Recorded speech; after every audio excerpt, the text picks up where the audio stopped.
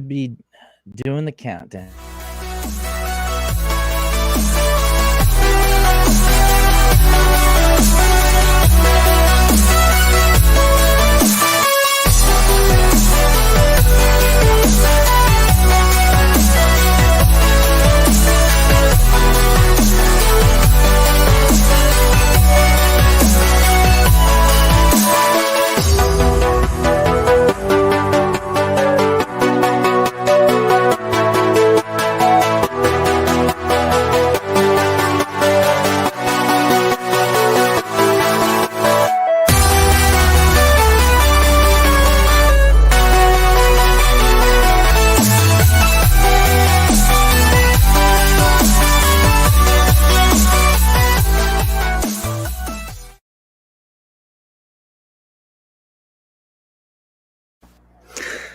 Well, hi and hello, Bills Mafia. Welcome to the Buffalo Fanatics Tailgate, and welcome to the Buffalo Fanatics Writers Room. I, of course, am Adam Nannini, the chief editor at Buffalo Fanatics. I am joined by a slew of amazing writers. These are some of my favorite guys. I've got Michael Lefebvre to my, I guess, right, left. I never get this right. Michael does a great job. He does all of our pregame stuff. Like if you ever read pregame predictions and he gives history of the teams, he does an amazing job with that. Below me, we have the mighty Manny Diol. Manny is an expert on Buffalo Bills paraphernalia, collectibles. He knows all sorts of crazy stuff. If you ever have a question about Buffalo Bills cards, that's the guy you want to talk to. He knows his stuff. He's been a Bills fan forever, and he lives in the great white north. Very cold place. And finally, we have Alex Lucci, the Thigh Doctor. He does our Sunday pregame injury report. He knows his stuff, guys.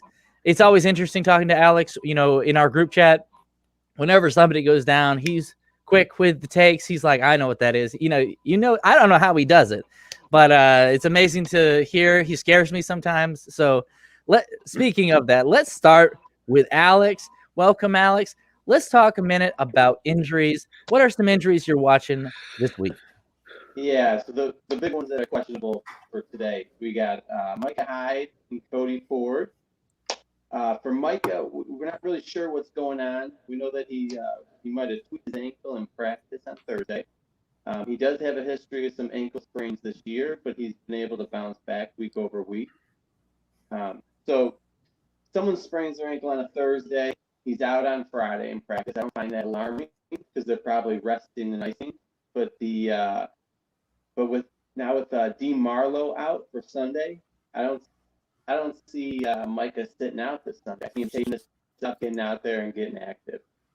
And then for Cody Ford, you know, Cody, we've seen several injuries with him at this point. So we've had shoulder, groin, knee. Obviously, he was out for 2 weeks with the MCL. And then he just returned for last week.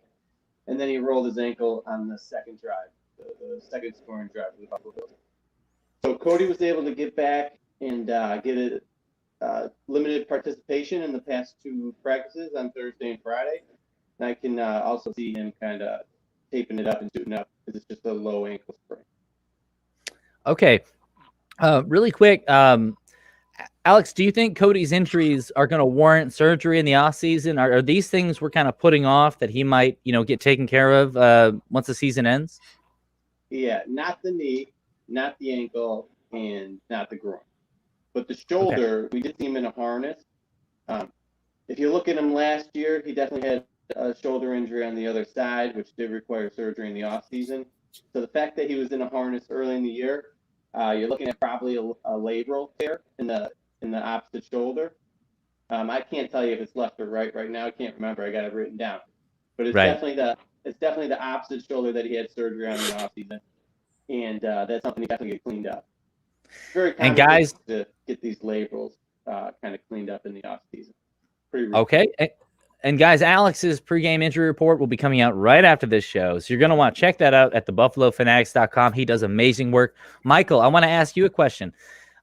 If Cody Ford, what difference do you think he makes in that offensive line? Do you see a massive difference when he's in and when he's not in? Well, I think I think there is. I mean, he's someone that the team has invested a lot in, trading up for the guy. I think it's clear that they want to get him in the starting lineup, and they really want him at that guard position. That's where they think he's best. And really, I think the stats can back that up. I know they had a really, really strong game on the ground against the Patriots. And, last week the game plan wasn't really to run the ball as much as it was to attack through the air. But, they need him. Josh needs that time to stand in there and be able to really, light up the other defenses if that's what their winning game plan which seems like it is. If we look at some of their most successful games this year, I think he is vital. Maybe take a chance on with the bye week. Maybe he has an extra week to heal. Maybe send him out there anyway. I'm sure they're weighing all that extra week, or maybe push him and then have him have the week next week to rest. But I think when he's healthy, we'll start to see the offensive line click, which I'm not sure it's really clicked all year yet. No, it hasn't. Really quickly, let's see. Spin 0481, April 81. Not too far from me. He asked what time did the injury report come out. It'll come out between 10 and 10:30 this morning, so keep your eye out to buffalofanatics.com. Hey, Manny, Jason Ma and a bunch of numbers asks, what are your thoughts on the Trey White versus DeHop battle? I know. So, Alex, Trey, we don't know how healthy he is. It looks like he's going, right? Yeah. It looks like he's going. My biggest thing with Trey is, will he follow a wide receiver or will he stick to playing the one side? That's going to be key of where, if he keeps on playing on one side, I see them moving D-Hop around to the opposite side, especially if Levi Wallace is not there and we don't have Josh Norman. So we're down to our third guy. You're going to see a lot of movement by Arizona to keep him away from Trey White as much as possible. But I, with them being down on the quarterbacks, I could see them maybe shifting Trey White around too. Just because of the circumstances that they're in. So it'll be an interesting thing to watch, I think, what Fraser and McDermott do today. I mean, anybody else have any thoughts on Trey? Alex, do you have any thoughts on Trey this week? Yeah. So at the end of the game last week, Trey had a medial ankle sprain. So this is actually not your common kind of rolling of the ankle. His ankle got tweaked outward. Usually these carry a longer recovery process. Sometimes if there's torsion with it, those will set up the high ankle sprain. So I was actually pretty shocked that he's come back so quickly. But if you look at the film, it's just a little tweak to the outside. It's kind of planted when he was trying to make a tackle, and it kind of folded out on him. So he didn't practice on the first day of practice, and then he ramped up to full. So obviously he's not bothering him too much. But when you talk about matching up with Hopkins, he might have a preference to a side of the field he wants if he's having trouble planting on that foot. So it's kind of up in the air. I don't really know how he's feeling, but the fact that he's back to full participation, I just assume it was very, very mild. So okay, that's great news. I don't think there's any real limitation, but there might be a little bit. So we'll see what the coach will do with that. I think I speak for all Bills Mafia. We all took a collective breath when we saw him go down with sort of a non-contact injury. It was a strange one. I love your explanation, Alex. You're always so good at that. Michael, I have a question for you. I mean, do you think the fact that the Bills are playing at 4:00 today, is that going to affect them? Well, it certainly didn't against Las Vegas, as they came out firing. I think it does. Maybe, I think players, especially the way McDermott preaches, everything is process and a set schedule and routine. I think, getting up at a different time, heading to the stadium at a different time, I think that could play a role because it knocks them off of their routine a little bit. That being said, McDermott does always seem to have these guys, as he says, mentally tough, ready to go. So I think a change in schedule isn't awful. Not as much as I think it would impact a West team coming East, like maybe we saw last week, having to play so early with the Seahawks, from their perspective. Okay. Let's see. Let's go to a comment real quick. And Manny, I'm going to come back to you. Right now, you're the comment answerer. Wrong one. Jason says, what do you think about Matt Milano's injury history? And I want to kind of get all of you guys, but we're going to start with you, Manny. Is he going to be able to live up to his contract? I know we all love Milano. We see the difference he makes. But, if you're Brandon Beane, you see these injuries and, what are you thinking? Manny, I'll start with you. I think he's very important. I find that he's such a good playmaking linebacker, and there's not many who can play make like he can. I also find that when he's playing, Tremaine Edmonds also seems to have a very good game. They complement each other in the way they play. So I feel that Trey Edmonds is also comfortable with Matt Milano being around. His injury history is a very big concern as a GM. It can work both ways. It can work where he is a really good and probably a really sought out linebacker if he becomes a free agent and could get big bucks. But it could work the other way where he's injury prone and you might be able to get him for a cheaper amount than you probably would if he was a healthy linebacker. So it can work both ways that way.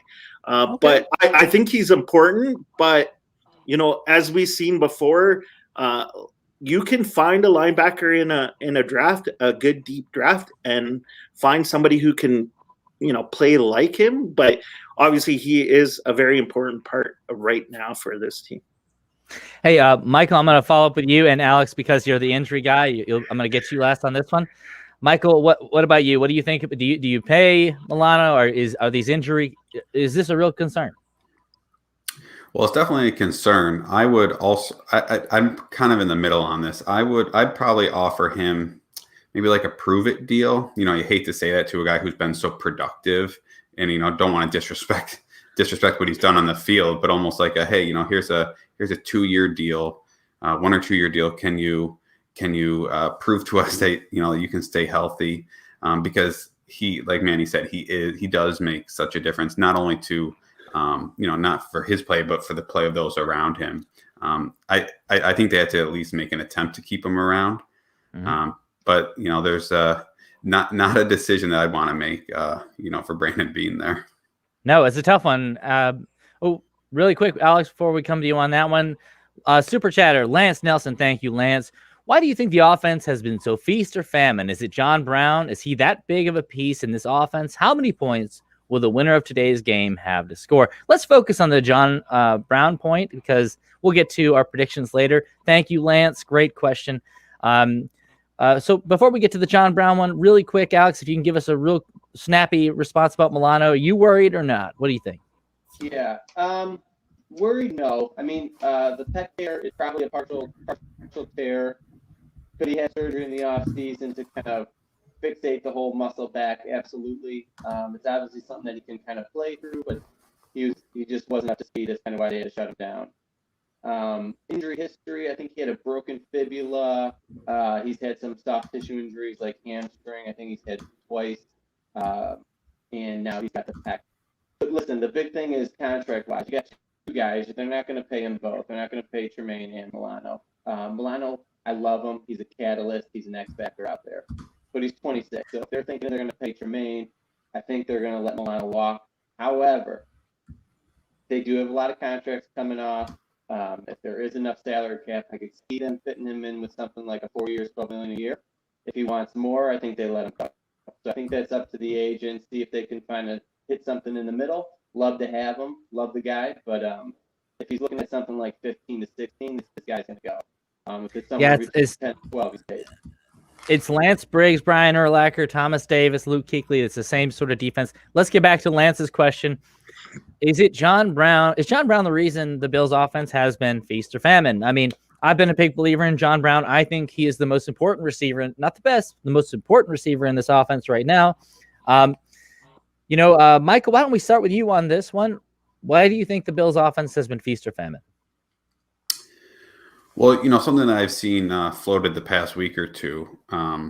I think it was Matt Hasselbeck maybe last week before the game talking about Josh Allen's shoulder. I think that plays a role. possibly playing with a separated shoulder, just because there was such a huge noticeable difference between that first quarter of the year and then kind of those 3 games in between, and now what he's done, what he did last week. I think that is a big reason for the feast or famine. But I do agree with the respect that you're giving John Brown.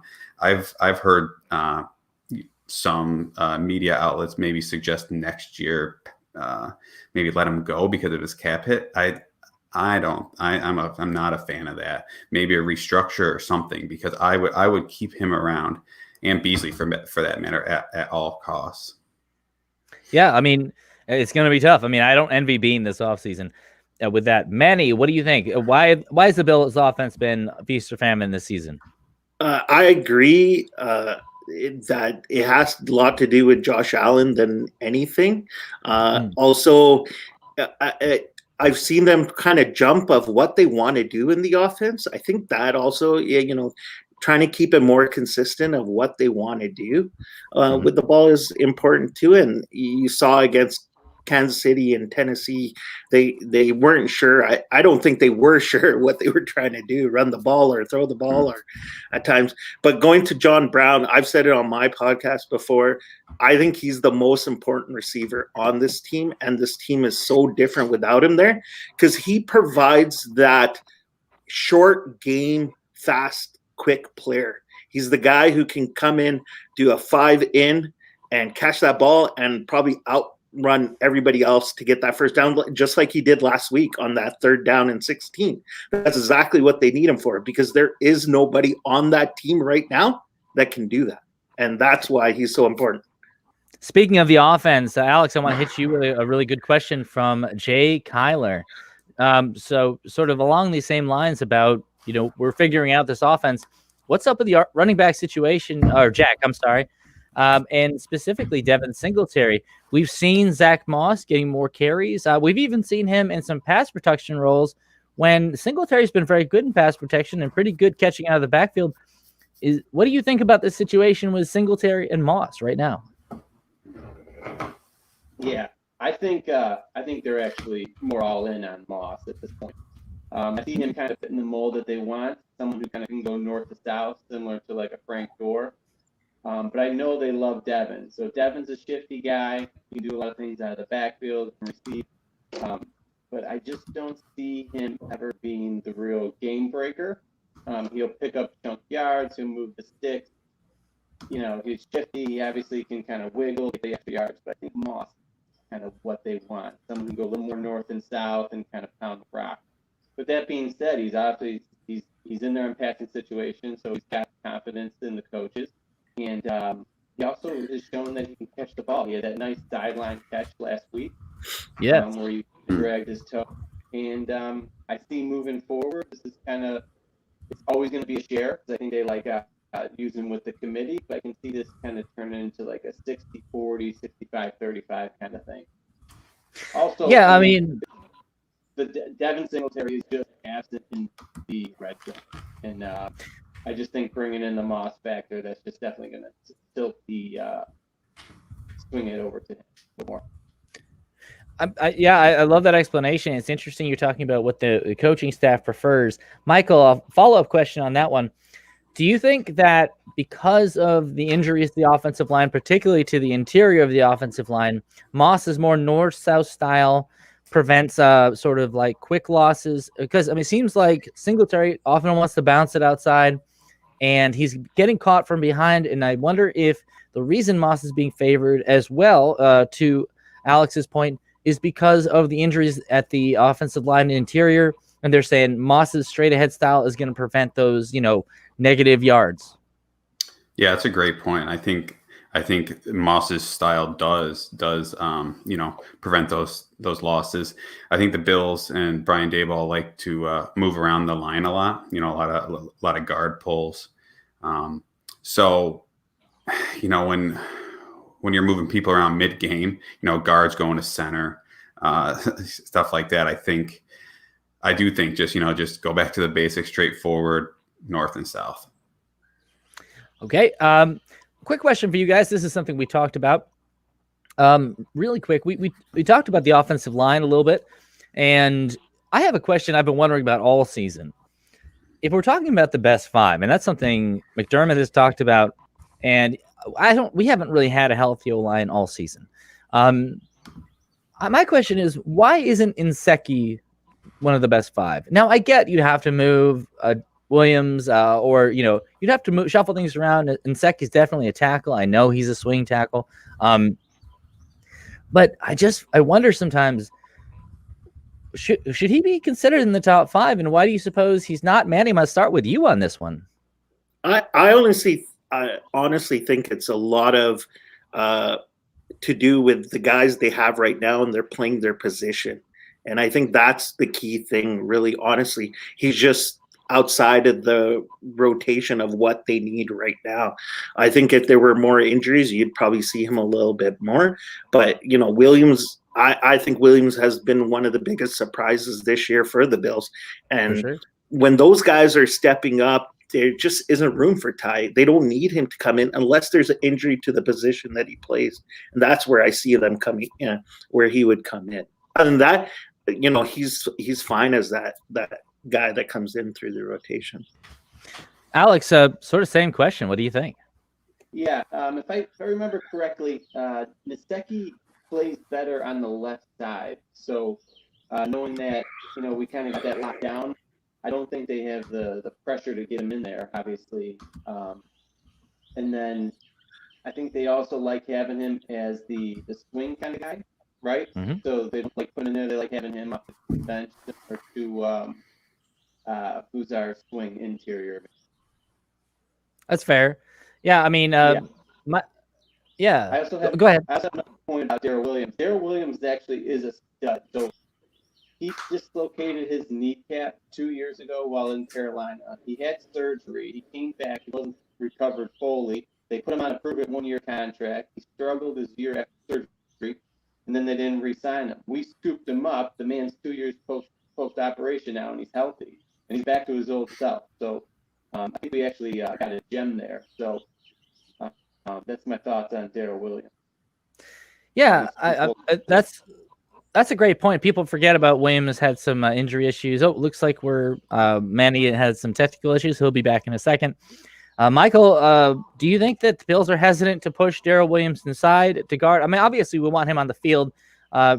So I'm not suggesting Williams is off, but when we've had these injuries to the interior, instead of a Bates or a Butker, don't you think Williams would be an upgrade at guard, or do you think it's really just an issue of positionality, which is kind of like what the other guys are saying? Yeah, I think it kind of is just an issue of that. We know that McDermott makes a point to say the people who earn it will play, the best five for the position will play, and it's hard to believe that a player like Ty isn't able, isn't one of those, or he's not earning it. Maybe, I mean, we don't know what happened with Spain. That whole thing was odd. Maybe there's a similar, behind the scenes thing. There has to be, because I think Ty is the obvious answer to come in and during some of these offensive line jostlings that they've had to do. But the fact that they really haven't turned to him, it does make you wonder about maybe what could be going on, behind the scenes there. This is a great, fun question, and thanks for answering that one. You guys are doing great. Glenn Miller asks a really fun question. Can Worley be a factor today? What do you think, Alex? Let's start with you. This is a cornerback we picked up. He was a free agent. He was cut by Dallas. He famously played cornerback for the Panthers initially. So what do you think, Alex? Yeah. I think he'd be hard-pressed to be a factor today. However, if thrust into the lineup, he may. He's a good zone cornerback, but he was getting burned with the Dallas earlier this year. So I think getting up to speed, communication is key. I don't see him being on the field as much as you might think. I think they're going to give the rookie a chance to start opposite of Trey White today. And I think if put in the lineup, he might be able to hold it down, and he might not. So I lean towards no, but he might be able to fill the role in a tight situation. Michael, same question. What do you think, Worley? I agree. I think if he if he, I mean, it's certainly a tough position to go in. I mean, you're playing the Arizona Cardinals, and Kyler Murray is gonna make you pay if you're out of position on defense, both through the air and through the through the ground there. Hopefully Dane Jackson can do a sufficient job as filling in there. And the cornerback news yesterday, the COVID news there kind of makes you wonder, will a player like Worley be forced in? And if so, let's sure hope he's ready for it, because it's not an easy task to go against the Arizona Cardinals in your first game. No. Also, we got a super chatter, Scott Van Loo. I hope I'm saying that right. Do you think A.J. Klein can be an impact player today like he was last week against Seattle when he sacked Russell Wilson? And he asked, do you think he can be a difference maker? Maybe put him outside the line, on the outside line like Hughes. Thank you, Scott. Appreciate super chatters. They're always great. I was thinking about this week. I said in my podcast, The NFL Basement. Oh, Manny, good to see you, bro. Klein can't cover anybody. I mean, why not throw him at the QB? I mean, I don't know. What do you guys think? Manny, since we got you back, what do you think? What's A.J. Klein going to do today? Do you think the Bills are going to throw him at the quarterback a lot today? First, I just want to apologize. Great White North. Sometimes the internet goes back here. But, going back to how we were talking about Matt Milano, if A.J. Klein plays that playmaking style that he did last week, that is important. And you can see where the way he played last week, it also made Tremaine Edmonds comfortable. So I think it's really important that he plays like that. And I think he can. I saw him play when, Kuechly was out and Davis was out in Carolina. He played a good complementary linebacking game. I think it's a little bit at his age now. It's a little bit a lot to ask for him, but I think he can do it just to ride this out for a couple of weeks until Matt Milano is healthy. And I've always believed in him. I always liked him. I just think sometimes we can get a little too hard on players. No, never. That never happened. Alex, interesting question. Our guy, the super chatter, let me get his name one more time. Scott Van Loo. He asked, it sounded like maybe putting Klein at defensive end. Do you think that they could put him there? I mean, I know we saw that from, Lorenzo Alexander a little bit. I mean, do you think Klein could somehow slide in at the end? What do you think? No. Klein's a linebacker, so no, they're not going to be putting him on the line of scrimmage. However, agreed. For rushing situations, blitzing obviously, and it paid off. I think they surprised Seattle, but I can see them rushing him a little more. Klein's still limited with his coverage. He's limited with his athletic ability. But this is definitely not someone you're going to see lining up on the D-line. Zoe was a different breed. Zoe came in as like a defensive tackle, kind of got himself in shape, turned into a rush outside linebacker. He would have been great in a 3-4 defense, which he was for us originally with Rex Ryan, and put him on the edge. That's why Zoe kind of played that type of position. Let's see, Michael, we got a question about Darren Lee. Do we have any Darren Lee sightings today? He is a linebacker we picked up a little bit ago, and he kind of flamed out with a couple of teams. He had a lot of potential. He was drafted, I believe, in the first round. Michael, what do you think? Are we going to see Darren Lee today? We might in some situations, kind of like how they like to filter in AJ Epinesa, certain situations, maybe 5 to 10 snaps at most, maybe. It depends what package they have. They could mix it up, for him and put him in a kind of a special role for him. I'm sure they won't want to throw him in too quick. Again, that's not what they do. They don't throw these new players in too quick. So we might. It's possible. We might see him. That's a good question. All right, guys, before we get to we're going to end the show with our game predictions, and you guys are doing amazing. I appreciate it. And obviously Bills Mafia is in love with all you. So, watch out. But let's really quick. I want to talk about Stefon Diggs. I mean, look, in a weird way, I feel like Stefon Diggs has had the quietest, leading receiver in the NFL season in the history of the NFL. Does that make sense?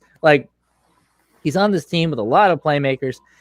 And it's not like watching Randy Moss. It's not like watching Terrell Owens. He is doing his thing, and sometimes it's like, oh, he had 120 yards today? I didn't even notice, or like I didn't think he had that many. But what do you think? What is his impact on this team? What do you, if you were to like sum it up, what did you expect and what do you notice? And Manny, I'm gonna start with you, man. Like, what do you think? What have you seen from Diggs, and did anything surprise you? Is he exactly what you expected? Better, less? What do you think? I think he's exactly what I expected. He is the man. In Minnesota, he had Thielen to compete with, but in Buffalo, he is the guy. And I think he enjoys being the guy, the go-to guy. When it's important, you look for Diggs. When you need something done, you look for Diggs. And I think his leadership is the impact that a lot of people don't notice. I've seen him some videos watching the games where he's on the sidelines encouraging the defense, encouraging the offense, the O-line, talking over with Josh. If there's a play that didn't work, you see him, showing even Josh, but he's the quarterback. But, a wide receiver can see a different point view of a throw that he makes. And so I think that leadership is an impact that a lot of people don't notice, which I think is coming into his own here in Buffalo because he is the guy, and that's it. And speaking of quiet leading receiver, it's quiet because it's Buffalo, and we never get the respect anyways. So be it Josh Allen, be it Stefon Diggs, they're never going to hear it because we're Buffalo, and that's just how the media treats us, right? So. Hashtag disrespect. Yeah, Michael, let's keep. Oh, look, Robert Milligan. I like this. He's with you, man. He says, well said, deal. Michael, I mean, what did you expect out of Diggs, and what do we, what surprised you? What do you think? Well, I expected to get a game changer, someone that you could just throw the ball to at any moment. Just feed Diggs, feed Diggs every chance you can get. We saw that in really the Dolphins game. Mm-hmm. Some of those catches he made, and I think the Raider game as well. He made that deep catch, kind of reaching over the defender. Those are the plays. That's why you trade a first round pick. That's why you get a stud wide receiver. And something about Diggs that 2 weeks ago I took a look at where things stood at the halfway point, kind of projecting out. To your point about a quiet season, Stefon Diggs is on pace to have the most successful season for a Bills wide receiver. So he's on pace for 112 catches, which would break Eric Mould's record of 100. He's also on pace for 1,445 yards, which would also take care of Eric Mould's record, which was, I have it right here, 1,292. So, wow. Yeah. So, we wouldn't think so that we haven't heard his name that much, but he could potentially and most likely going to rewrite the Bills' receiving record books this year. Man, that's you're dropping some news and information on us, Michael. We love it. Thank you, man. Alex, I want to stick with the question, but a slight pivot. So I do want to get all your takes on Diggs, but the extra thing I want to ask you, since you are our medical guy, Diggs is a physical guy. You see him blocking. He goes up for the ball. I mean, he will fight, but he seems pretty durable. Do you have any thoughts on that? And just tell us what you think, what you've seen of Diggs so far. Yeah, I mean, Diggs is a horse. He's the guy out there. I'm sure he's dictating how teams are covering us. I kind of see like Diggs is like the Trey White of the offense, right? If he's out, I think we're going to struggle a lot. And I see kind of John Brown as like the Milano. You know what I mean? Kind of an X-Factor guy, but he's more of a catalyst. You know what I mean? Mm-hmm. I think you can get away without Milano quite a bit, but when Trey's out, you're kind of shit. So. Durability wise, Diggs he's been dinged up in his career, but he hasn't really missed much meaningful time. He's a guy, he takes good care of his body. Anything can happen. You can always get those non-contact injuries, get your foot stuck on the turf, especially someone as quick and as shifty as him. But the fact that he's had this long of a career with no major injuries, the guy takes good care of his body. You follow him on Instagram. He's getting dry needling after games. He's kind of always doing his post-game recovery. So seems like an intelligent guy who knows how to take care of himself. Fantastic. I love this. And I love it. You're looking at his routine. I know you as a medical guy, it's all about prevention, right? That's the idea. Yeah. Longevity. Yeah. All right. Guys who bulk up in the off season, don't know how to take care of their bodies. These are the guys that break down with these soft tissue injuries. The ones that know how to kind of take care of themselves, do the little things, kind of tune up muscles that aren't normally tuned up with like the major lifts, things like that. Kind of call that prehab or corrective exercises. Those are the guys that go deep in the Great stuff from the thigh doctor, man. I love it. All right, before we get to the Arizona game, we got a lot to talk about with that. Let's do some just past midseason awards for the Bills. Now, and I feel like Josh Allen could be the answer for a lot of positive things, so we're going to leave out Allen. Allen's certainly having a career year. He looks amazing. The King, Pierre Kingpin, he's a believer that Allen is MVP candidate. And, after last week's performance, I can't really disagree. So let's leave Allen out. Let's start with the offensive player of the year. Who is the offensive player of the year for the Bills? Let's just go round table here. Michael, I'm going to start with you. Who would you vote today for the offensive player of the year? Well, it's going to be the guy we just talked about. It's going to be Stefon Diggs. For the reasons, anytime you have a chance to rewrite a team's record books, I think that goes a long way in a possible offensive player of the year. But also, like we said, brings some credibility and the leadership too. I think that was a little unexpected. And I think a good player of the year also makes his teammates better, which we talked about, and I think Diggs does that. Okay, let's see, Alex. Let's go to you, man. I mean, do you agree with Michael, or is there anybody else that might stand out as an offensive player of the year? No, this is hands down Diggs. That's fair. I mean, it's hard to argue with that one. Manny, you got a curveball for us? So you're rolling with Diggs as well? I'm sticking with Diggs too. Like Michael said, a player that can rewrite franchise records, he's basically the player of the year. Richard Greenwood kind of like, trolling me a little bit for asking, not that one. Trolling me a little bit. I respect that, for asking an obvious question and an obvious answer. And he's right. No argument there. All right, guys, what about defensive player of the year? Now, this I think is a little tougher because we've had a lot of injuries. Trey White has not been the Trey White of last year, maybe. We've had some different things. Who do you stands out as defensive player of the year thus far this season? Manny, you go first. That's a tough one. I thought about that before. I'm going to go with Poyer. I think Poyer's been unexpectedly leader. He's been a tackling machine this year. It's very rare that you see Poyer miss a tackle out of the rest of the team.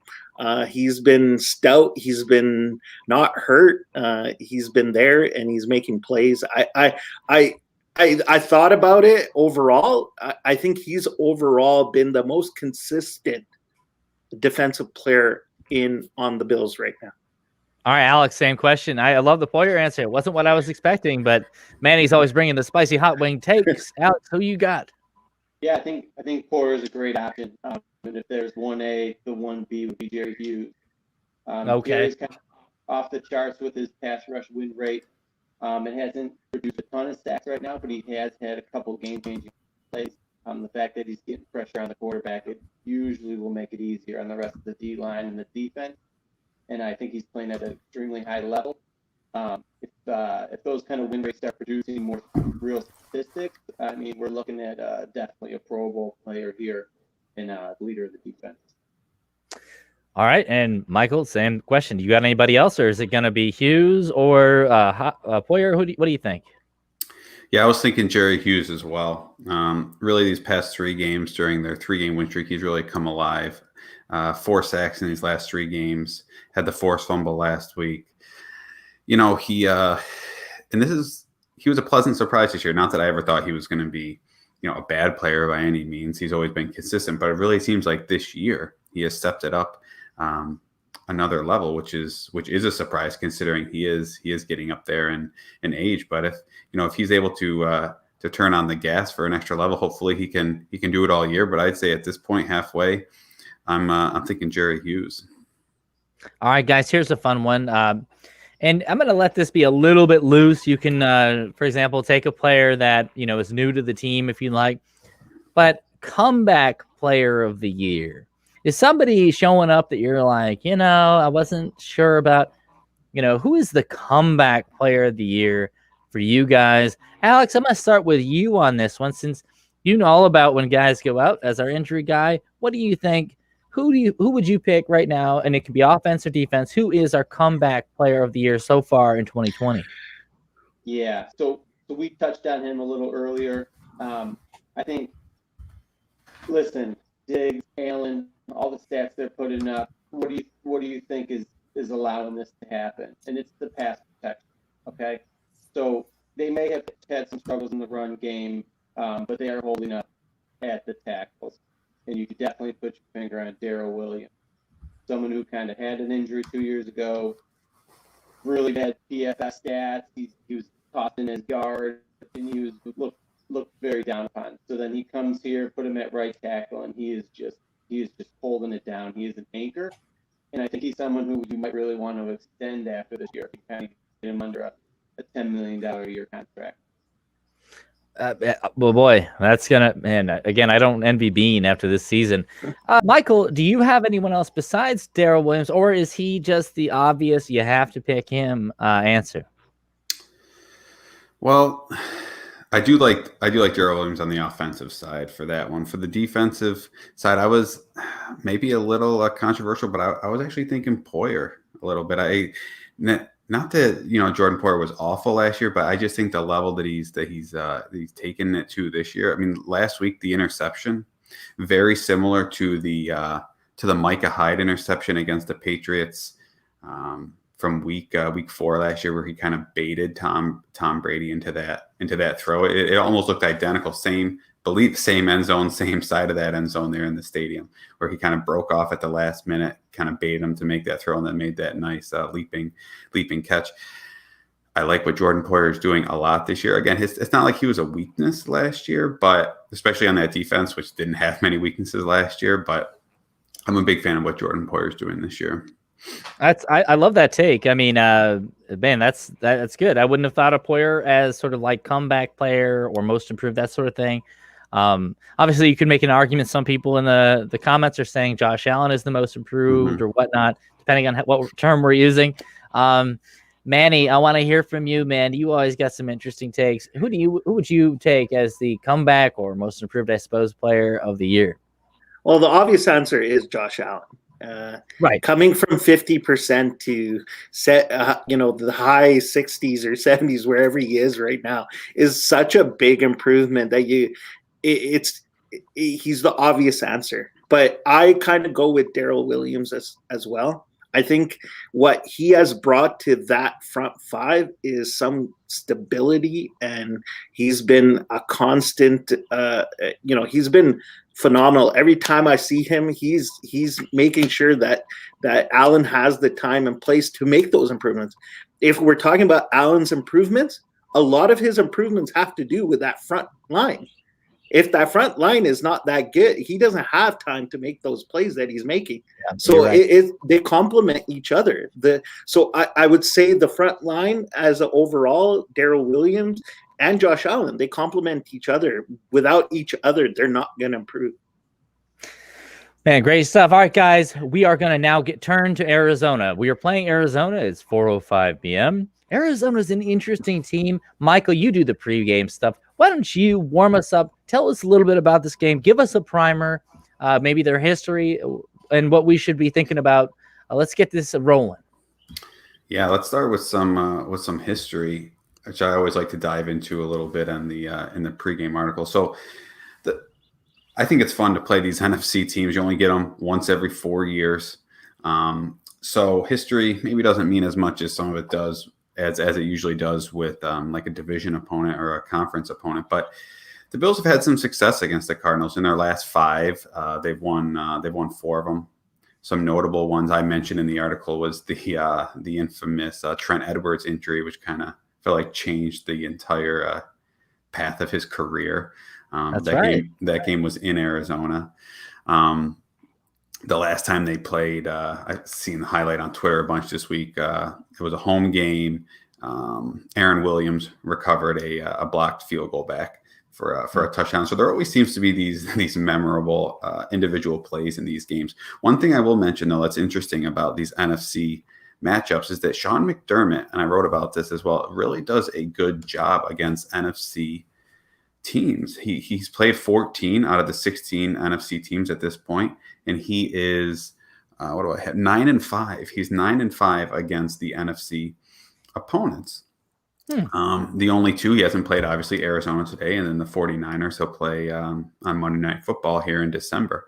But he does a nice job, and in the season he's never been worse than 2-2 against an NFC opponent. He already has the 2 wins this year against them, so we'll see. He'll either build on that, but I found that as a surprise. I think it's important to game plan for teams that you don't know a lot about. And maybe his time in the NFC, although that was 4 years ago now, it's still an advantage to him. But I think anytime you can have success against these teams that you don't know a lot about to begin with is a good sign. Man, Michael, thanks for breaking that down. We had a question real quick from Robert Milligan. Let's get him correct. He says, I heard a stat saying we haven't lost to Arizona in 30 years. Michael, that is not true, correct? Right, that's not correct. In 2008, I have in my article a Cardinals 41-17 win, and that was the Trent Edwards game that I was talking about. I think first possession, maybe second possession of the game. Wilson, I believe, knocked out Edwards there. Thanks for clarifying that. We're here for the information. No fake news here. Manny, my friend. Yes. What scares you most about this Arizona team? What's one thing that scares you the most? Well, it's containment of Kyler Murray. If you can't contain him in the pocket, he's going to hurt you. He's a lot like the some of the successful quarterbacks in the NFL right now, including Josh Allen, Lamar Jackson, Patty Mahomes. If you let them get that time outside the pocket, they can hurt you badly, because all of a sudden it's not the play that they were originally going. And Kyler Murray can run with the best of them. I think he's up there, if not leading the league in quarterback rush yards this year. And I think he's also up there in quarterback touchdowns. I think he's leading the league or tied with Cam Newton right now for the lead. So this guy can hurt you a lot of ways. And then don't underestimate the receiving core. If we have a fantastic receiving core of 4, they have probably as good of a 4 that as us, with Christian Kirk, DeAndre Hopkins, Andy Isabella, who's very underrated, and of course Larry Fitzgerald. So that foursome, that's not bad, as good as our 4. And then Chase Edmonds, and I don't know if Drake is playing today. I'm sure Alex probably knows that, if he's playing or not. But Chase Edmonds, he's a shifty kind of guy, and he can hurt you a lot of ways. So that offense really scares me, especially with the injuries to the cornerbacks that we have. That's what scares me. All right, Alex, we got to check in with you about maybe some of these injuries for the Cardinals, maybe touch on maybe one that would be like key, and maybe something that scares you about this Cardinals team. Yeah, so I can't tell you if they're playing or not, but I think they're more limited on defense. They got Buda Baker, who's their safety, and then our boy Jordan Phillips. I think both are going to be out. Buda might play, but I know Jordan's out for the game. On offense, obviously, they're explosive. They got great receivers. They have a great run game, which I think is a little inflated because of Kyler Murray's running. But definitely, they're the first rated offense for a reason. So, going into this game, I was actually very optimistic. And then the COVID hit. So now we're down 2 out of our top 3 cornerbacks.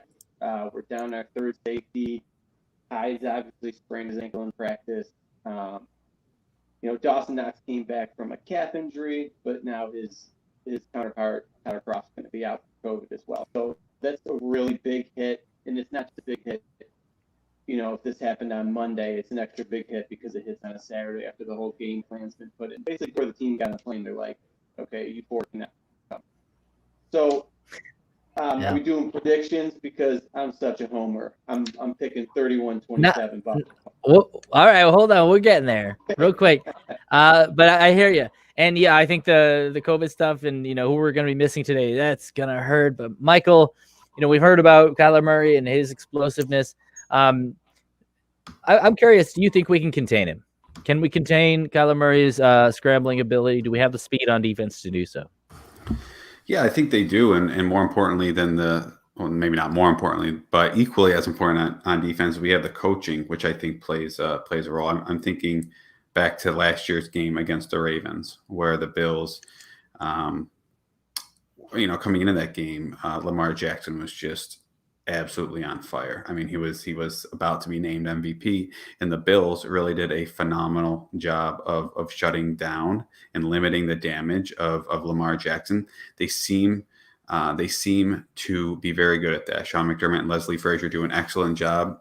Tom Brady, when he was in division, he seemed to struggle. He seemed to struggle against the Bills.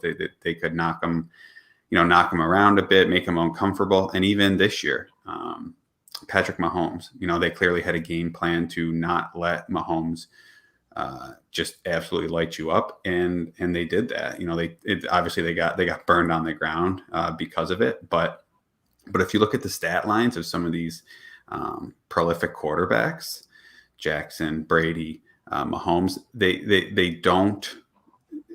The Bills do a good job of really limiting that damage. Now they're going to have to also limit the damage that's offset because of that. But I definitely think on defense, they have the players in place and the coaches to really limit Kyler Murray's damage today.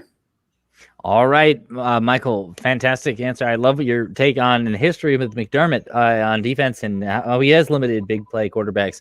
Finally, let's get to our predictions. Alex, you already started it. Give us the prediction. What's going to happen today at 4:05 p.m.? For me, yeah, I'm still picking the Bills. I think we're riding high. I think the offense is going to have a great game. I know that Arizona is going to bring it. But I think at the end of the day, I think we're looking at another McDermott victory, going 8-2 into the bye. All right, Manny, are you feeling as optimistic as Alex is? He seems pretty, passionate there. Earlier this week, I think the COVID, I'm scared of that cornerback. If Poyer and Hyde can step up their game and help out the cornerback that's going to be playing opposite of Trey White, I think they can survive this game going into the bye. I am going with the Bills. I'm going a high scoring game. I think, as we see last week, this is going to be Mahomes trying to see what that secondary can do. Allen see what that secondary can do in Arizona. And I think it's going to be 44-38. 44-38. Oh, boy. Manny is bringing out the big guns. I like it. Oh, man, that'll be a game to watch right there. Yeah. Michael, you already printed this game in your article. Make sure you check his articles out at thebuffalofanatics.com. Michael does a great job doing all our pregame stuff. You'll get everything you need to know about each game. Michael, tell us what's going to happen today. So I did write the article before the news yesterday. However, I am going to stick with what I had, which was Bills 37, Cardinals 31. I picked against the Bills last week, and they made me pay with really a true beatdown of the Seahawks. I think the Bills homer in me definitely will keep them on the winning side. And I will say too, I don't want to underestimate the week that the Bills had. And I put this in the article as well. It seems like everything, all the stars are kind of aligning for the Bills, whether you think, that matters or not. We had what Josh Allen did last week, right off the news of his grandmother's passing. Then we had Josh Allen win Player of the Week. And now Bills are all over, Bills fans, Bills Mafia, all over the national media this week for raising over $500,000 for Children's Hospital because of that. I just think Bills fans, the Bills franchise is riding a positive wave right now, and I can't see it stopping today. That's a great point. I hadn't thought about the impact of Bills Mafia on that. That could be huge. Really quick, Lance, I feel like you're not paying attention. We did answer your question earlier, I think, about feast or famine with the Bills offense. Your super chat, and we appreciate that. I mean, but it does beg the question. He also asked how many points are the Bills going to have to, score today. I mean, this game is on Allen, right? I mean, like you were saying, Manny, like and everybody's been saying. I mean, we have so many people out from the secondary. I mean, Dane Jackson's he looks good so far, but we're gonna have to see, how many. This is on Allen. How is he gonna respond? Yeah, I think it's going to be a whole thing on Allen and how he comes back from that game. Is he going to keep it consistent and do what they did last week to Seattle? I think you're going to have to score 40 points. You're playing the number one. You're playing the number one offense. They're going to score points. Don't get me wrong. They're going to score probably 30 points. That just means you got to score 40 again. And that's basically it. Like you look at Seattle. Seattle scored even though it was garbage. Those garbage touchdowns shouldn't happen. That breakup of having David Moore in the end zone should not happen, no matter what time it is. And so I think 40 points is what they got to go for. Guys, Lone Wolf says Zach Moss 100 yards. Any chance of that? Alex, what do you think? Yeah, I don't think so either. Just from the timeshare, and he hasn't really broken out to that much yet. I don't see that kind of happening today. But all it takes is one big chunk run and ride the hot hand. So we'll see how it goes. But I kind of think he would be around like 60 to 80 yards on a good day. So we'll see. I still think the team's going to push the ball through the air. I mean, that's what's working. That's the hot hand, and I think that's the way this game's going to go. Michael, do you have who's going to be a surprise contributor today? Who do you think might be someone that we don't often think about that might, be key to this Bills team? Mm-hmm. I'm going to say it's going to be Gabe Davis is going to have a pretty big day. I think we're going to get Josh hopefully close to 400 again. And I would say look for Gabe to possibly have his first 100-yard receiving game. Ooh, I see Michael's trying to compete with Manny with his spicy hot takes. I like it a lot.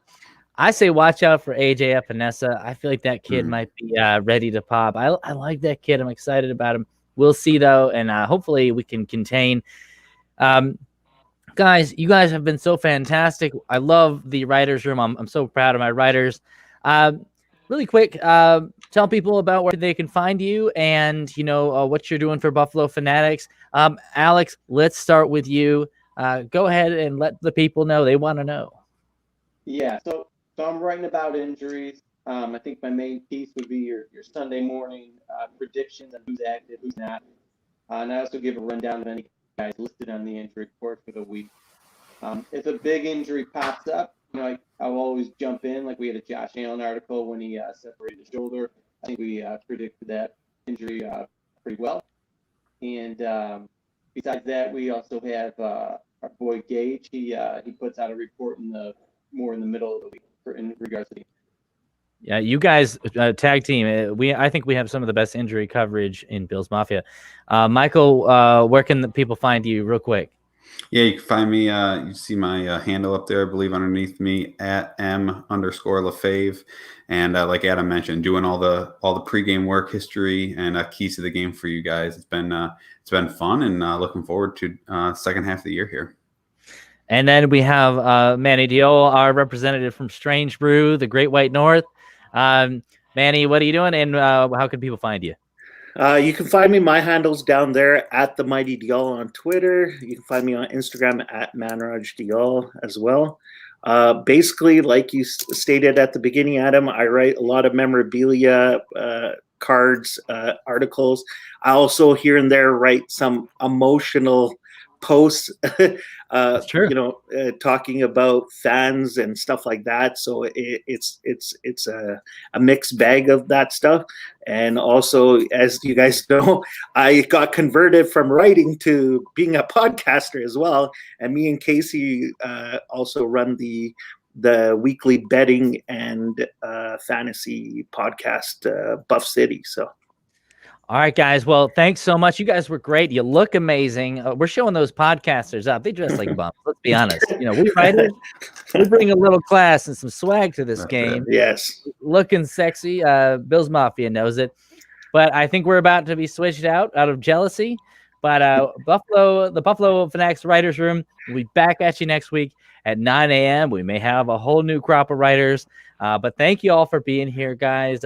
Your contributions are great. Keep watching for their work. And Alex's injury piece is going to be coming out in the next half hour or so. So watch out for that at thebuffalofanatics.com. Steve-O, you got us. We're changing out here.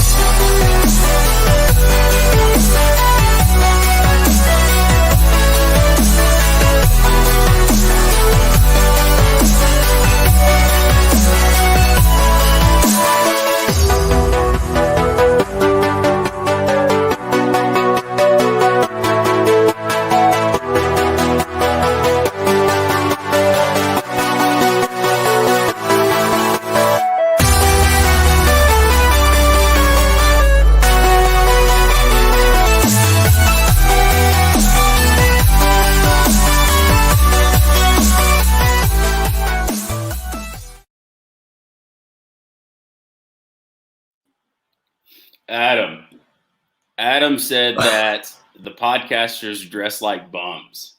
Adam, I also write, so I don't know what to do because I dress like a bum every day. I don't have good clothes. You gotta pick a side. You gotta pick a side. Who are you? Are you with me and the podcasters, or are you with Adam and the writers right now? You gotta pick a side. You should have picked somebody else because when you said, "Are you with me?" instantly I was like, "I hate you." So no.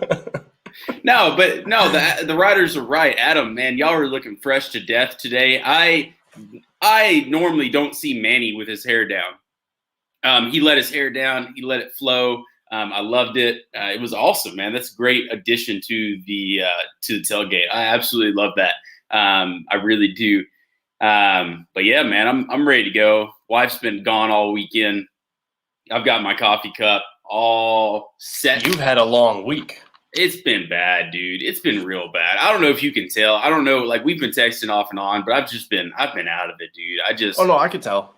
Man, I'm just not myself right now. It's been bad. It's been real bad. For those of you who are wondering, I've just been working nonstop. Yeah, I've just been working nonstop. It's been terrible. It's been real bad. But I have the weekend off, and Sunday is here. Football Sunday is here. Thank God, right? You remember when COVID hit and everybody was like, are we going to have a season? Are we going to have this? What is going to happen? Blah, blah, blah, blah, blah. I sat there and I said, I need football. I need it. I need football, right? Because when you have a bad day, when you have a bad week, right, and you get to the weekend and you're off on the weekend, you look forward to Sunday football. You look forward to football. And I need this. I need this bad. Lance coming in strong saying, chug a beer then. So that's all on Nap because I am sober. I am 1 year and 6 months sober. So Nap, go ahead and chug a beer real quick. So cheers. That's what I got right now. I'm not getting started this early right now. Not ready for it just yet. It's a 4 o'clock game, man. That's why no one will remember you. Okay. It's a 4 o'clock game. I'll get going a little bit later. All right. Let's talk. Man, let's talk some gambling, right? Because me and you, we were up late last night. Yes. I don't know. Are we in the same time zone? You're in Ohio. I'm an hour ahead of you, so I was up even later than you. If you went to sleep after we were done talking about the parlays that we were doing, then then I was definitely up later than you. I said, Nap, quit messing with me. I gotta go to bed. I am out. I am done. Josh coming in clutch saying congrats on your sobriety. No, congrats on you for supporting people like me. I appreciate you. Manny says chug a glass of milk then. I've been chugging coffee. Like, I don't know.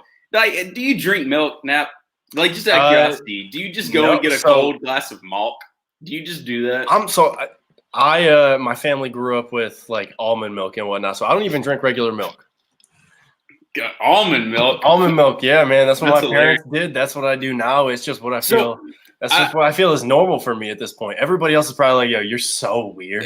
No. Yeah, it's normal. It's funny you say that because, like, I married a girl from the north. You're married? I've never heard you mention. Yeah, dude. I talk about my wife constantly. She's the best, right? But I married a girl from the north, right? So it's so funny when I go to her parents' house, right?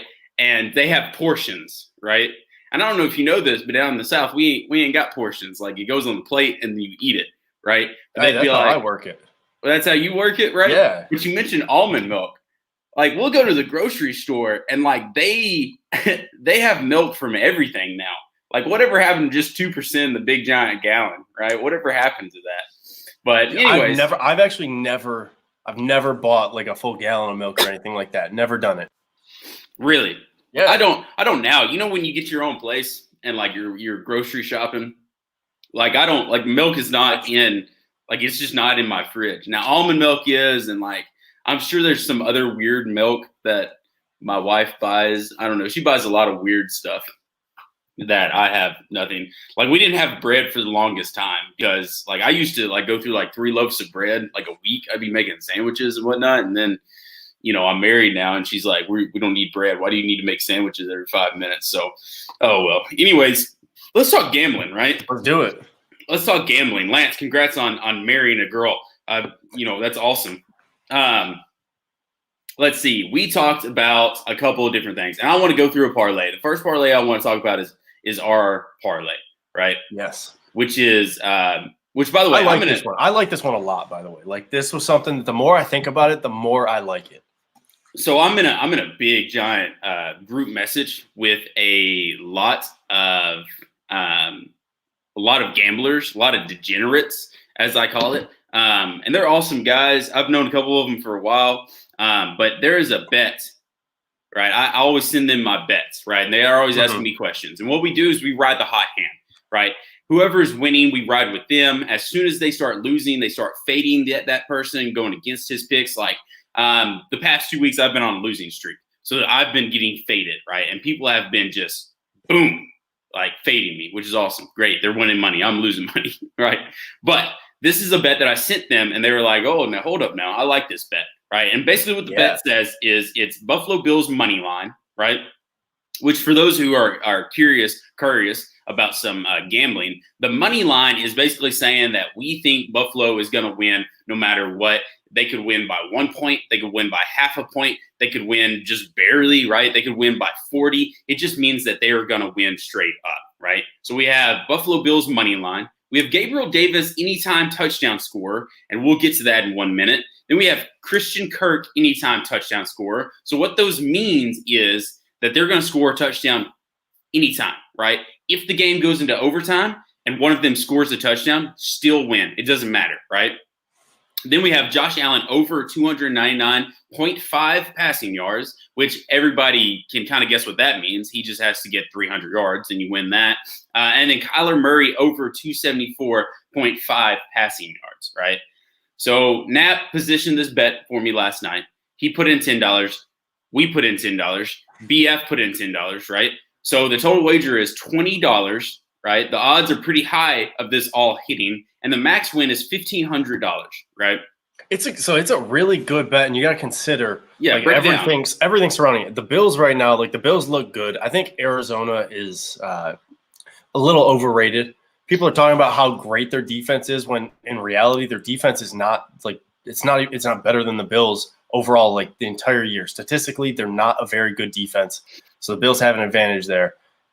I mean, Gabriel Davis has scored probably like 6 touchdowns on the year, I think, except for 2 or 3 of them have been called back. Like I feel good about that. 3 of them have been called back, about Christian Kirk scoring a touchdown today because he plays out of the slot most of the time. And Teron Johnson covering in the slot is just horrendous this year. Like it's a sad sight to see. So I feel comfortable with that. And then like it's going to be probably a shootout most likely. So the yards they're just going to be there passing wise most likely. So I know you said you felt confident when I sent it to you last night. Obviously I feel confident about it because I placed it and I was the one who kind of came up with it. Yeah. I think it's good odds and it's good value for pretty much what you're betting, because a lot of what we have in this bet, three of the four parts of this parlay are actually plus instead of like minus. So it's less likely technically that they're going to happen than more likely by the bettor's odds. So I think we have good odds here, good value. The one thing that I am curious about, right, and it's funny that I'm about to mention this, it is Gabriel Davis, right? Yes. And I fight y'all. Like I literally fight y'all. Like we've had multiple arguments about this. Not just you, but like Manny, right? I'm sure me and Judge have gone back and forth a couple times about Gabriel Davis, but I like his value, and his value in this bet also is the value in fantasy as well.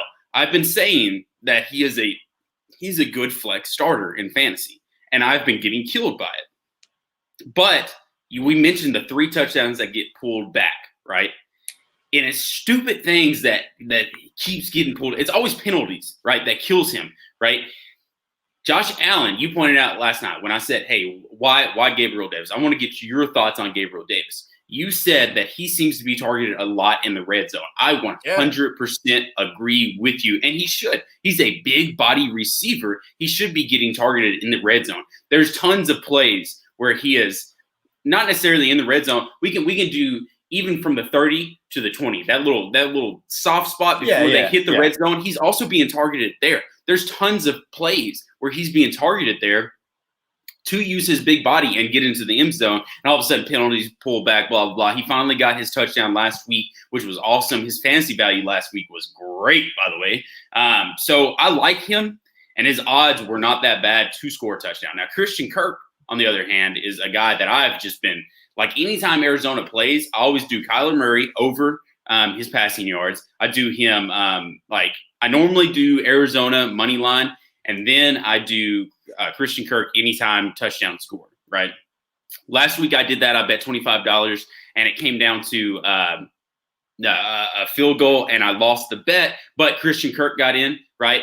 Like the first 10 minutes of the game, right? And I looked at my wife, and I said, I don't mean to say that I'm the best gambler in the world, right? I don't mean to do this, right? I don't mean to be amazing, right? I don't know where it comes from. It just appears to me. I went on a great rant, and she muted me, right?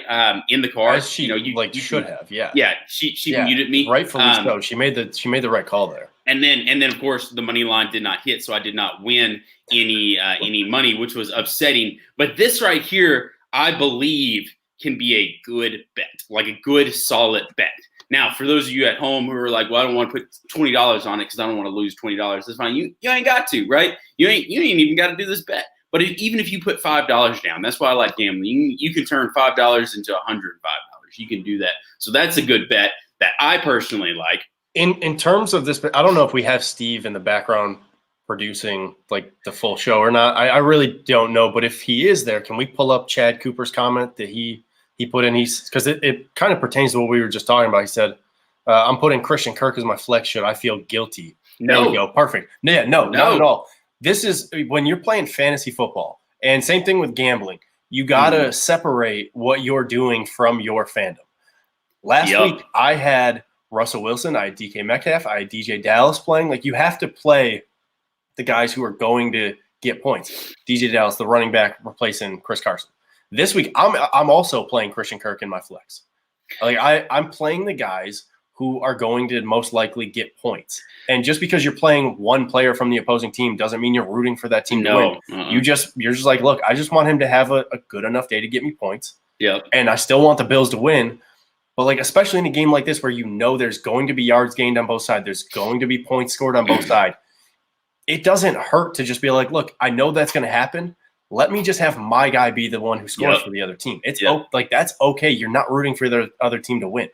it's different. Christian Kirk is popping up on the scene, right? He was drafted a few years ago, and then they drafted Kyler Murray, who was his quarterback at Texas A&M, which is awesome. So they have a little bit of chemistry together before Kyler decided to transfer, which is fine, whatever. Then they come in. They have really good chemistry. I've watched almost every single game for Arizona just because I like Kyler. Right. I talk trash about Kyler in the offseason because I wanted to see more of him. Right. And Kyler heard me on my podcast and said, you know what? That's fine. Whatever. I'll show you more. And he has. He's been doing very well. And I like him. Just watching him play. For the Bills fans out there that have not seen the Arizona Cardinals play at all this year, you're in for a treat. Because it is magic, right? I find myself watching Arizona and being like, "Oh, come on, Kyler's got the ball again. Like, this is good. Like, I'm excited for it." Unfortunately, they're playing the Bills, so you kind of want Kyler to get over 274 in passing and then not do anything else besides a touchdown pass to Christian Kirk. And one more thing in terms of Christian Kirk is like you look at his overall standings if you're talking fantasy, and depending on like where you're playing on and whatnot. He's the 31st ranked wide receiver. He had a slow start to the year, though. Yes, he did. Like, very bad start to the year. Didn't put up points really at all the first 3 weeks. But after that, since the first 3 weeks, he's been in double digits every single week in terms of fantasy points. And he's been 20 points or more each of his last 3 games. And it's because that connection between him and Kyler has really gotten going. Yes. So, yeah, Kyler trusts him. Kyler likes him, which is so always don't feel good bad about that. Not at all. Do you want to go over some of the individual lines, cover those before we get into more of the fantasy side of things, or you have another parlay? Well, there's one more parlay that I just want to talk about, and then I want to talk about our daily or a weekly bet. Mm-hmm. And then while we're I bet Christian Kirk drinks almond milk. I bet he does too. That's Karen. That you know Karen. That is my mom right there. What's going on, Karen? So my mom would not watch me play or watch me on this. My wife doesn't even watch me on this. No one supports me. No, it's because she has to deal with you the rest of the week. Who, my wife? Yeah. Yeah. All right, so let's jump into it. This one's a good one. I like this one. I don't know why. I just threw on $8.44 on this parlay. It is Travis Fulgham scoring a touchdown for the Eagles. He's been on fire this year, by the way. Yeah, absolute fire. And he's playing the Giants, which I think the Giants cover, but I just think he gets a touchdown, right? And then Devontae Adams scoring a touchdown. That's kind of a no-brainer. Jerry Jeudy scoring a touchdown against Las Vegas. Now, the reason why I like this one is just for the fact that Las Vegas, their secondary is pretty down, right? It's pretty weak, right? Yeah. And Jerry Jeudy is starting to evolve like we were wanting him to. He didn't do it early in the season, but now he's starting to catch on fire. He had 114 yards and a touchdown last week. So I expected him to have kind of the similar stat line that he did last week of this week. Next one is Christian Kirk scoring a touchdown. That one's kind of obvious. And then I've got Tyler Boyd scoring a touchdown against Pittsburgh. Emmanuel Sanders scoring a touchdown against San Francisco. And then DK Metcalf scoring a touchdown against the Los Angeles Rams. I put down $8.44 for a max payout of $4,770. So hopefully that hits. And so to add on, just to give a little bit of extra background with this, you are in Tennessee, so you can bet through FanDuel. Yeah, and I use FanDuel, you can actually cash out early. That's correct. So if you have like 4 or 5 of those hit, and you got some good money coming in, and you're like, look, I just don't want to take my chances on the rest of this. I'm happy with what I have. You can cash out early and still make money. You might not make all of it, but it's good odds. It's good. There's a couple of teams here that are in the 3 o'clock, the 4 o'clock, or the 3, 4, and then the 7 o'clock games. Look, I'm telling you, if it gets over $2,000, I'm cashing out. Like, let's not be stupid. Like, there's take your money. Yeah, I'm taking my money and running. Like, screw y'all. Like, I don't care. Like, I'm cashing out. It is what it is. Lance, I do use FanDuel. No free ads though. They don't sponsor me. They should. I've reached out to them like 14 times. They keep rejecting me. Normal, right? But there's a couple other sites out there that you can bet on. But yes, I use FanDuel. It is legal here in Tennessee where I live. It's coming to other states. It is coming to other starting states. To add it in, and I know we're looking at like a couple of other states.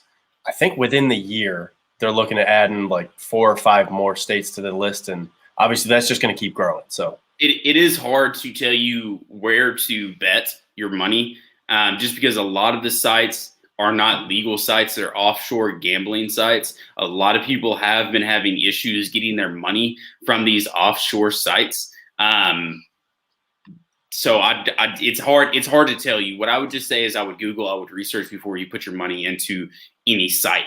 Chad Cooper says, can you use FanDuel to bet parlays in New York? Chad, you know what? No, I have no idea. I think you can. I think New York, no, you can't. No, New York is not Nope. on the list yet. I don't know why, to be completely honest, but I know New Jersey, Pennsylvania. You know why. Yeah. New Jersey, Pennsylvania, Tennessee, Indiana, Michigan. I don't know how many people we have that are watching from those states, but I know for a fact those states are good to go. And like I said, more are coming, but don't know exactly when. So let's jump into those are the parlays that we're riding with this week. We're going to jump into the one more bet, and then we're going to jump into fantasy. So right now, let's go ahead and start putting in your fantasy questions into the comment section, and we're going to get to y'all as quick and as possible. But we're going to send in starter sits, then send in like the rate your roster. I really like those. I thought those were pretty interesting. The rate your rosters. Any fantasy questions really that you have, trade options, anything. I think we're like at the trade deadline this week or next week for most fantasy leagues. So this could be like the week that you got to get all those in.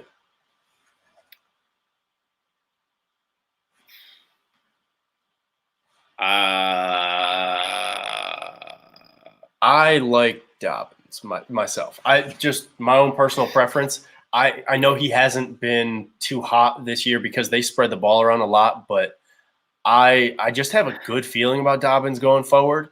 He was drafted early, and they're gonna have to use him. I personally think he was the best running back from this most recent draft class. Maybe a little biased because I am an OSU fan, but I think he was the best running back, just the most complete all-around running back, and his usage is going to start going up and up and up. So they're a run-heavy offense. I like just my own personal preference. I like Dobbins. I like Dobbins too. I mean, I'm looking at those people, and it's like, do you have anybody else? Maybe look at the waiver wire. Maybe look at the waiver. My running back too is a miss this week. I mean, that makes sense. Yeah, roll with Dobbins. Yeah. If you're going to take your chances with the guy who has the highest upside. If your running back room is a mess with buys, at that point you got to just go for it. Judge is not going to let us get to this other bet. No. Bring it back up. Yeah, no, bring it back up. Bring that back up. We'll get in. We'll finish up the bets, and then we'll get in the rest of the starter sets or any of the other fantasy questions. Start Moss at running back 2 over Motor and Swift. No, I mean, I personally like Motor. I think Motor is still that guy that's going to get you more points in fantasy right now than Moss. I'm going to disagree with you. Go ahead, disagree. That's fine. Whatever. You're wrong. It's okay to be wrong. I'm not wrong here. Okay, tell me why. Because Moss is getting more carries right now. He's getting more opportunities. It's very clear when the Bills want to run the ball. They're running the last 2 to 3 weeks. They want to make sure that getting Moss involved with the running game is a priority. And not to mention, he's getting involved in the passing game too. So you get the goal line carries, you get a touchdown. That's one thing that you're not getting from Singletary. You're not getting the goal line carries and that extra possibility of a touchdown added on to his numbers. So you're not getting that with him. I know he could get like a screenplay that goes for a touchdown. He could have a longer run for a touchdown, but that's just not happening right now. So you go with the guy who is getting more carries, is still getting involved in the passing game, and gets the goal line carries for the Bills. I think that's just a no-brainer personally. I like Motor in the passing game, right? And I understand that we've seen Moss catch it. I know we've seen Moss catch a couple of passes. And he's done great. He was on Toe Drag Swag, Good Morning Football. Like, he was there, and that's awesome. I just think that Moss gets a little bit more touches in the passing game. And in a PPR league, that's why I like Motor. Motor gets more. In a PPR league, I like Motor because of that, because of the receptions. And with us throwing all day long, I just really like Motor over that. But it's hard. It's an if or – yeah, it's a toss-up. And I can see where you're going with it because Moss does get the goal line touches, right? Yeah. But I think we see Josh Allen running more at the goal line than we do our running backs. It's felt – I mean, I could be statistically incorrect about this, but it's felt like it's been pretty split because I don't have those numbers in front of me right now. But it's felt like over the last couple of weeks it's been pretty split between Allen and Zach Moss running on the goal line. So let's go through the games real quick. Like each individual game with the lines. I have the lines in front of me that I have from Tally Site. I don't have the lines as they are right now. So I'm just going to roll with the lines that I picked on. And if you have different lines when I go through that game, just mention it for yourself too. Yeah, you good. So right now I have, let me start at the top. So we got, I think this is the early slate. We got Tampa Bay at Carolina. I have the line right now. I got it in at 5.5. Yeah. Tampa Bay favored by 5.5. Yeah. I took Tampa Bay. Did you also take Tampa Bay there? No, I took Carolina, but I'll put it this way. I said it on Buff City. I'm not wasting money on any game that includes Carolina because I hate them. And that's fair. The only reason – so I actually had Carolina to win outright and to cover because I'm pretty high on Carolina. But then I thought about it, and I was like, look, Tom Brady coming off of a loss. What does he do? He might have some aggression in there that's like built up from those losses that he just lets fester for the week, and then he just lets it all out on Sundays the next week because he does not lose back-to-back games very often, and a lot of times he comes out big time after those wins. I know Bills fans don't like hearing that because it's Tom Brady. We had to deal with him for 20 years, but I expect the Bucs to just overpower the Panthers, especially after the way the Bucs came out and played last week. They're not going to do that 2 weeks in a row. Yeah, we expected that to happen with the Giants, and the Giants covered on that one. I don't like Carolina because they always ruin every bet that I have. If I go with the other team, they cover. If I go with them, they don't cover. I'm going with Carolina, and I'm not betting any money on it because they're awful this year in the spread. As far as like if you're a gambler, they always go against you. Yeah. Next game, I have Houston at. What's that? You skipped out on me. Okay, I had Houston at Cleveland. I have the line at Cleveland -3. Is that the same line that you had? I've got Cleveland -3.5. Same thing then. Fair enough. Yeah. I mean, mine's obviously has the option to push then too, which hopefully we don't have that happen. Already had that happen on me once this year. Cleveland getting a push, and I hate that, but I think Cleveland covers that. They have a really good offense. They're getting Nick Chubb back, and I just don't care for Houston whatsoever. Well, Houston has so many injuries on that defense. If Cleveland comes out and plays flat, then we should just burn the city of Cleveland down. And we had a guy in the chat earlier who was talking about how their offense has definitely not been as good without Hopkins this year because that's true. He's such a big part of that offense. Yeah. So I'm comfortable with Cleveland there. Next one I have the Philly and the Giants game. Yes. And I got the line in at the Giants +3.5. I'm taking them to cover. I've got them covering as well. Yeah, that one's an easy one for me. They are frisky. They're better than people give them credit for, and they have also been covering every single game ever. So, yeah, I'm taking the Giants. The weeks that I did not take the Giants, I took the other team, and they still covered. And I'm like, oh, okay, word. So I'm going to continue taking the Giants. And here's the thing. You mentioned this, 2 weeks ago at this point now. It's a divisional game. But not to mention that it's an NFC East divisional game, and that whole division is a mess. I don't trust any team from that division. It's weird. I trust the teams that are not favored. Like I trust the teams that are the dogs outright more than I trust a favorite, which is really weird usually. Just with the way that division's going, it's so weird. It's a I don't know. I don't like any team from that division, but the Giants are playing well enough to cover most games. What is going on in our chat right now? I don't know. We got the Bills overdue guys in here, and they're on one early this morning. Oh, good and deal. Then whoever, I'm assuming Steve's the one running the Fanatics account. He's really on one this morning. Yeah. Okay. All right. Yeah. On to the next okay. one. Divisional games. Divisional games always take the dogs. I always take the dogs in divisional games. We'll come back to that theory later on. The next game, Jacksonville, Green Bay. I took Jacksonville to cover. I have them at 13. I just don't like picking teams to cover huge spreads like that. I'm probably going to end up being wrong on this one. Whatever. I'm just more comfortable personally taking a dog to cover a large double-digit spread like that. Like I've been wrong the last 3 weeks picking teams to. No, don't say like you. No, you think I've been wrong. No, I've been right a lot. But I was wrong the last couple of weeks picking the big time favorites to cover the spread. It just doesn't happen very often.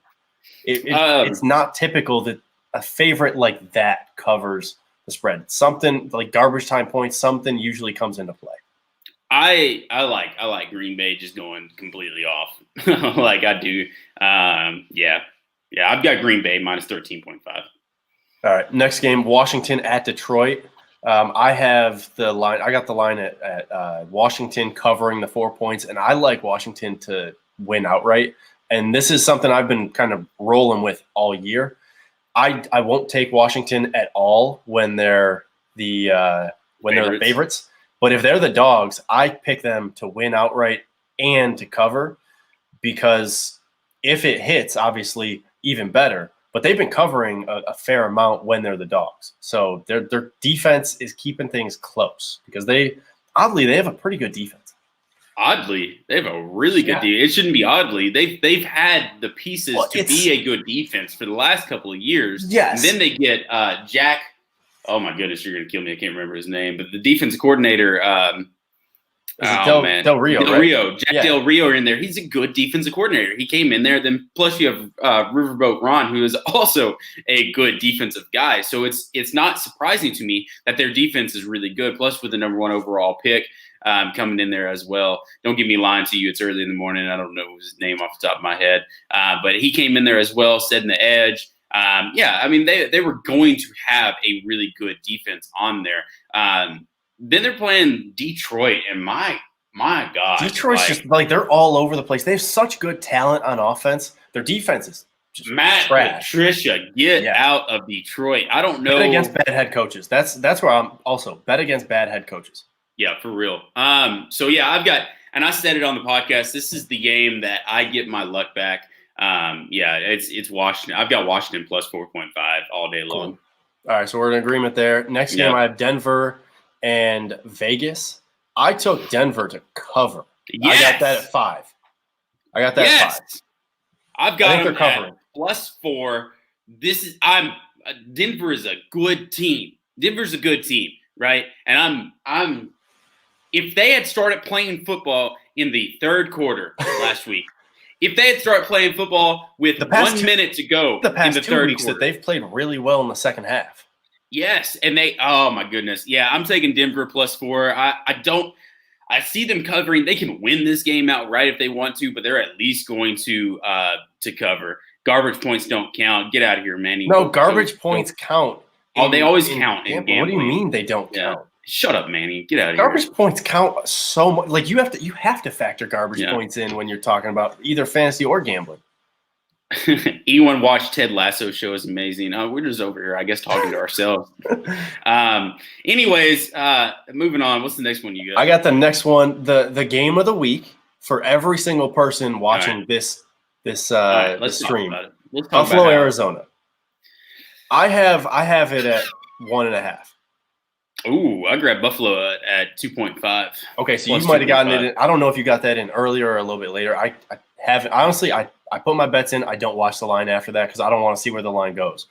So I don't know if you got that in earlier or later than me. But I got it 1.5. I have the Bills winning outright, so it's a no-brainer to take them to cover the spread when they're dogs. I mentioned it earlier. I think Arizona's a little overrated. I think their defense is way overrated.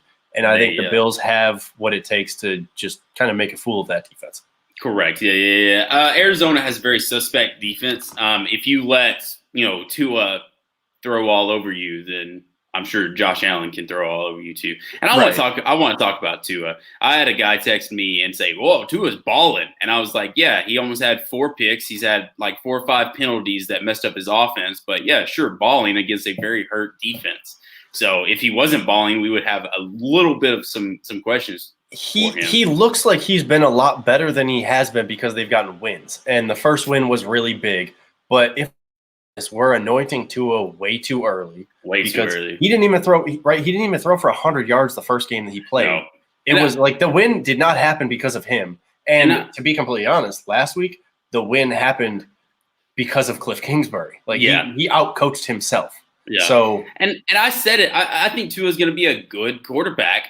I just like he's not right now. He's decent. He's okay, right? You've got to see who you have, before the draft, because you have Houston's draft pick, and you can take a quarterback high if need be. So that's why you're looking to see what Tua is, and I think Tua is the right guy, and he's going to be okay. He's going to be a decent quarterback. But don't text me and tell me he's balling.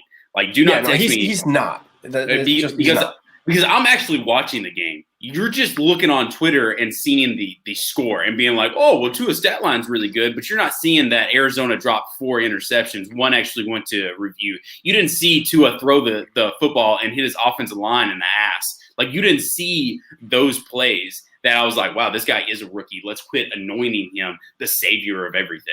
Now, this is a perfect transition because the next game is the Chargers against Miami. And I think it's going to sound weird what I'm saying here, but I'm actually taking Miami to cover. I took Miami as well. And it's because, first of all, Miami's defense is just out of this world. Like, Flores has that defense playing great. They put together a good team. I'm pretty sure they have I'm totally going to blank on his name now. The defensive end linebacker from New England. How am I blanking on his name? Van Noy. Yes, Van Noy. There we go. I think he got activated, so he's playing. Adds just another piece for them. And when it comes to betting on the Chargers, it feels like it's been like the last, 5-10 years where like the Chargers have close games and they just can't get the job done. So whenever the spread is less than 3, I will take the other team to cover as long as the other team is actually good, because that's something I'm comfortable with. Like, they're probably going to be driving down the field just like last week, end of the game, and they just can't finish the job. And they're probably going to lose by 3, 4, or 5 points. Yeah. And every time I take the Chargers to win, right now they're favorite. No, they're not. I'm sorry. No, they're dogs. You're right. So every time I take them, they don't cover. And it's not because of Justin Herbert. He's a stud, and he's going to continue to be a stud. Yeah. But that Miami defense is legit. And if they can create a couple turnovers and get close to the red zone and just have Tua scratch his head and run around a couple of times and throw an interception, then they might be able to win. So, I've got Miami as well because of their defense, not because of Tua. And I don't hate Tua. I'm just sick of people saying that he's amazing. Right? I'll hand up. I'm not a fan of Tua. Yeah. We can move on from that. Awesome. I'm just not a fan of Tua that much. Next game, Minnesota at Chicago. Minnesota. What do you have here? That's an easy one. I've got Minnesota -3 against Chicago. I think if you get Dalvin Cook, I know you got Chicago. I like Chicago. Yeah, that's fine. Chicago's defense is great. They are. That's the only good thing about that team is that their defense. But you've got Dalvin Cook. Now, Dalvin Cook probably won't be able to run a lot against that defense. But if you can scheme a way to get Dalvin Cook the ball, such as screens, anything like that, maybe pitch it to the outside, run to the outside instead of running up the middle, because you're not going to be able to run up the middle against this defense. If you can get them on the outside, maybe Dalvin is very fast. So screens in the passing game, if they can just feed Dalvin the ball, they're going to win, right? Dalvin is the key here. So if they can do that, they're definitely going to win, because Nick Foles. The Bears' offense is not like they're not. No. But, so the reason I'm rolling with the Bears is because of that defense, and it's also because like Minnesota's offense has looked good the last 2 weeks because of Dalvin Cook. Yep. But they're due to have a fallback game. They're due to have a drop-off game. They're not going to be able to keep that up. He's not running for 200 yards and 2 or 3 touchdowns again. He's not doing that multiple, 3 weeks in a row at this point. I don't know. That's my boy from Florida State. He can have a good game. He could go for 100 yards and a touchdown, but he's not going to be the offense the way he's been the last couple of weeks. And I just don't trust Kirk Cousins. No one should trust Kirk Cousins. No. But no, if they, and you're correct, if they don't feed Dalvin, which is the stupidest thing in the world, right? If they don't feed Dalvin, they're not going to win that game. But if they do feed Dalvin, it's 100% they're going to win that game. 100%, unless he gets hurt, because he is susceptible to injuries. But I've got Minnesota -3. That one's an easy one for me. All right. Let's run through these next 3 quickly. That way we can get to the final game, which is our personal bet game. San Francisco at New Orleans. Easy, New Orleans. I like San Francisco to cover because it's a larger spread. And 9.5. I have it at 9, so similar. But it's a larger spread. I just don't think New Orleans plays as well as they did. We're going off of they played so well against the Bucs. It's not happening 2 weeks in a row like that. It doesn't on that level. And I don't think the 49ers are as bad as people are trying to make them out to be. They just have over $80 million on the IR. But anyways, next they got injuries, yeah. But I can't get away from trusting that run game. All right. Maybe I'm falling trap. You're falling into a trap. Whatever. I'm falling into a trap. And I hate that for you. All right. We'll talk about this later when I win that one. Seattle at the Rams. I know we disagree on this one, too, because I'm taking the Rams to cover. I don't like Seattle's defense. We saw how bad they were last week. I'm losing you again. You're skipping. Am I skipping? I'm here and I'm talking to myself. Oh, okay. It's just me. So the reason why he doesn't like Seattle is because of that defense, and I get that and I understand that. Everybody is talking about their defense not being good. Personally, though, right, I think we're forgetting about Russell Wilson, right? And if Russell Wilson can get just a little bit of time, get it to DK Metcalf if he's involved, and then Tyler Lockett is pick your poison. I don't. That's the iffy thing about it is Jared Goff going to be able to perform, and a lot of people will be like, "Oh, well, he throws the ball 40, 50 times a game. That's fine, whatever. I get that." I'm still taking Russell Wilson. I'm still going to lean on him, right? I get it. I get why you're taking the Rams, right? And this is a trap game for me, but I'm still going to ride with Russell Wilson. So I don't know if you even heard what I was saying because I'm assuming it's. Yeah, I don't know how you were talking about the defense. Okay, so I was talking about the defense, but the real reason I'm taking the Rams is it's Sean McVay coming off of a bye week, and I considered that, and he has the time to prepare and get his team ready. And he's one of those coaches, just like I wouldn't bet against Andy Reid coming off of a bye week. Yep. When the line is this close, you're pretty much betting who do I think is going to win. And I think the Rams win the game. So I think they cover too, because it's only 1.5 that I have it at. Yeah. And that's fair. And I get it, right? And I think this is a classic trap game, though. That's the thing. It won't surprise me either way. I'm just more comfortable going with the Rams. Yeah. Last game before we get into our bet of the week, Baltimore at New England. I think this one's easy. I don't even think we have to talk about it much. No, I have Baltimore covering. Baltimore, yeah, -6.5. Cool. All right, perfect. So our bet of the week, and then we have about 15 minutes for our fantasy questions. Pittsburgh and Cincy. It's a home game for Cincy. I don't think that matters very much. Or no, it's a home game for Pittsburgh. I still don't think that matters very much because if you look at home versus away teams are actually winning more this year because there's just not the same home field advantage with the lack of fans. So I think that plays into it, that it doesn't matter as much home or away, but at the same time, Big Ben is playing and Pittsburgh's defense is just that good that I can't go against Pittsburgh's defense and what they're going to be able to do not 2 weeks in a row. They're going to be able to put up a real good fight. I think they might even score. Steve, I know you're out there listening. My boys are back. The backdoor Bengals are back off their bye week.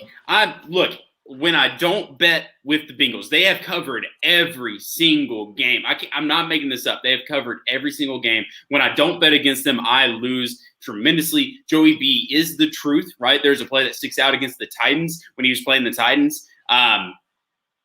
The receiver had his back turned, right? The receiver had his back turned, okay? Joey B throws the ball. The receiver doesn't even see it. He turns around and it fits just perfectly in his crevice right there, his arm crevice, and he almost scores, right? It's stuff like that I'm in love with. Joey B is going to cover. He is going to cover with this game. Now, a lot of people will say, well, he doesn't really have an offensive line, or they're missing Carlos Dunlap. Okay, cool. They were missing all that for the Titans as well.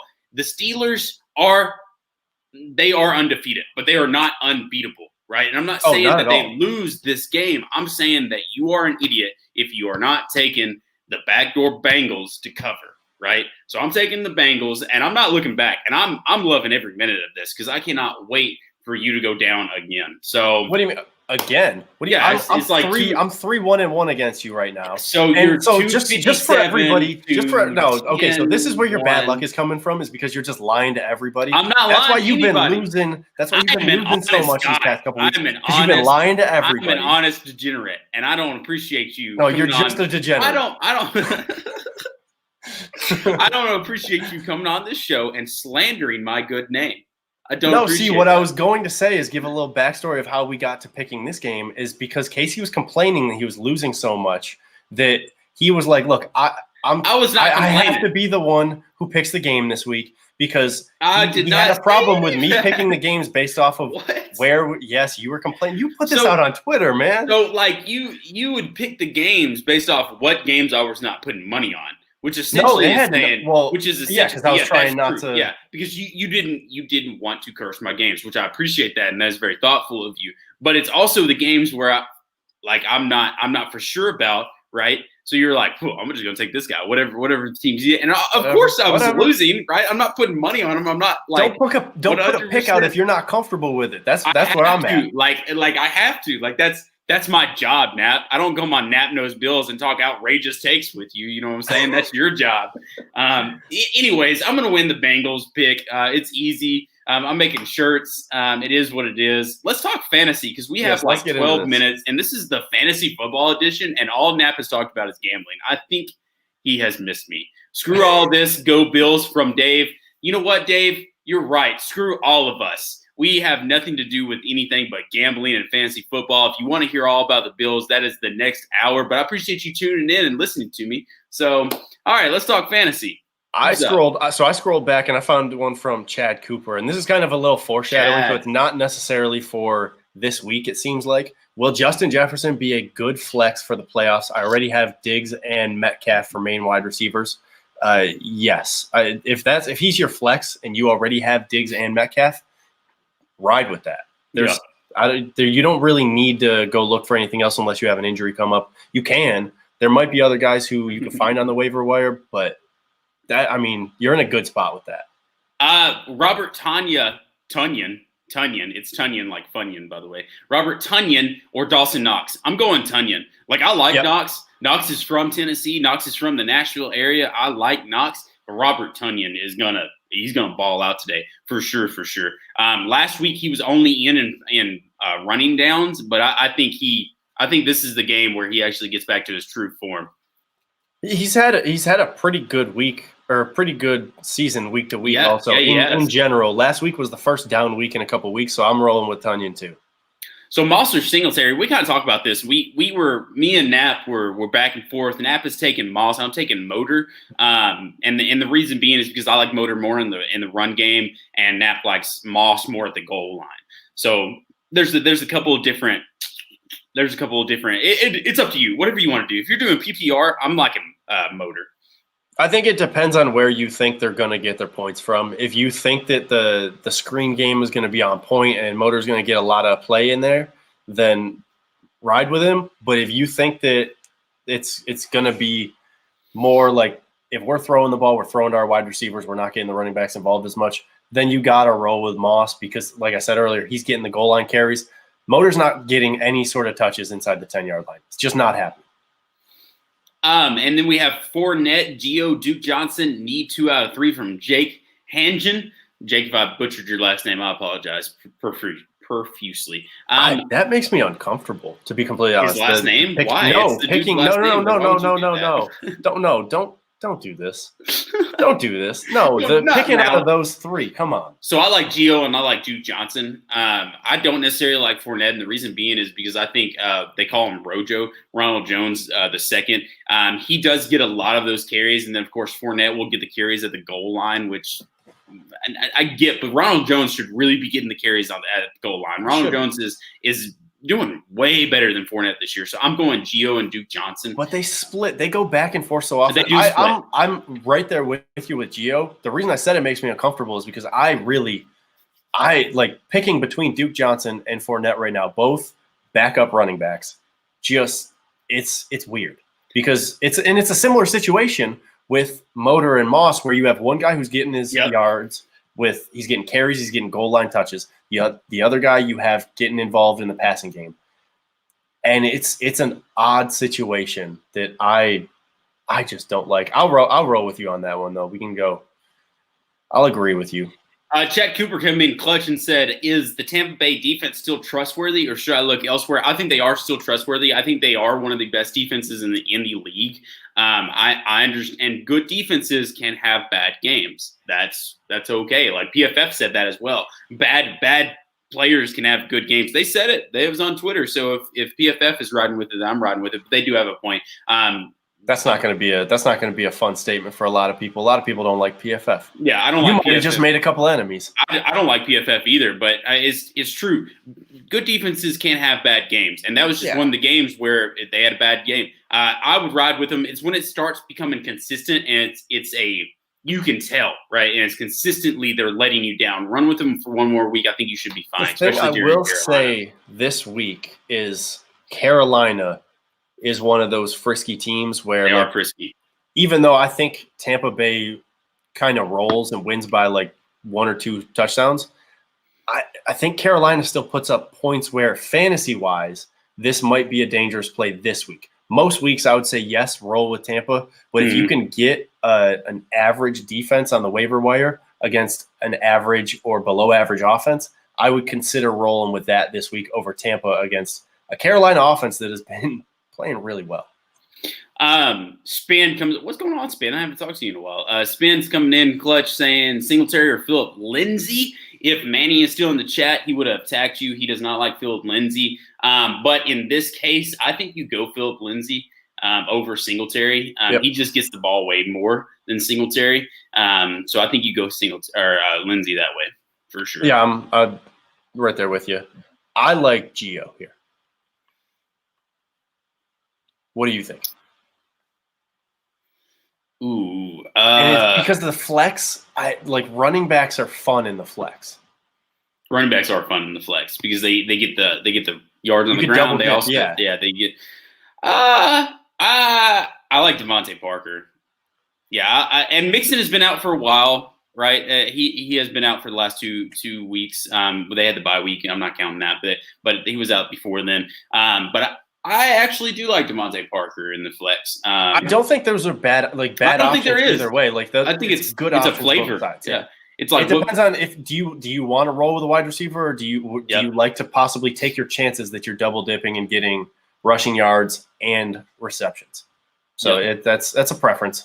I want to talk about Chubb or Hunt real quick, and then I want to go down to the Brown, Beasley, or Jarvis Landry. Chubb or Hunt? I'm going Chubb. Right, I am going Chubb. I know he's been out for a while, but the dude has got to be itching to be doing anything, right? Chubb should get all the carries, right? Hunt should be more of a passing down back. Go ahead. You've got no. So this is what I was actually going to say. I would consider playing both. One in the flex and one as a running back. Just start Chubb and then play Hunt as your flex because Hunt is still, even when Chubb was playing earlier in the season, I was still starting him as my running back because he's getting 12 to 15 points because he's getting involved in the passing game every single week. even when he's not having a good game running the ball, he's still getting those points, especially if you're in a PPR. And we talked about this. This is one of the only rare teams in the NFL where they have 2 running backs that are a starter, right, on their team, which should never be the case. And if they utilize them correctly, they should have a very potent run game. I would consider playing both. Correct. And of course, they might. Spin says they might try to ease Chubb back and make sure he's good to go before giving him full board with him. I understand that they might have a count for him, a snap count, but I honestly see he's him just that good. Yeah, he's good. He's real good. And then of course we had what was it? It was Beasley or Jarvis? Beasley or Jarvis Landry. Brown or Beasley. Brown. Now, who are you picking out of Brown and Beasley? We got to actually make a pick here. So Arizona got burned really bad in not zone coverage, but in man coverage last week. They got burned really bad. I think honestly they should go to a zone this week. I think they won't. They should. They won't. But if they're not in the zone, right? They primarily play man coverage. I'm going Brown, right? I think Brown can outdo a lot of these things, right? That being said, and it's hard to tell because we won't, but anytime you know that a defense is going to run zone, you've got to put in Beasley because Beasley is going to find that sweet spot in the zone.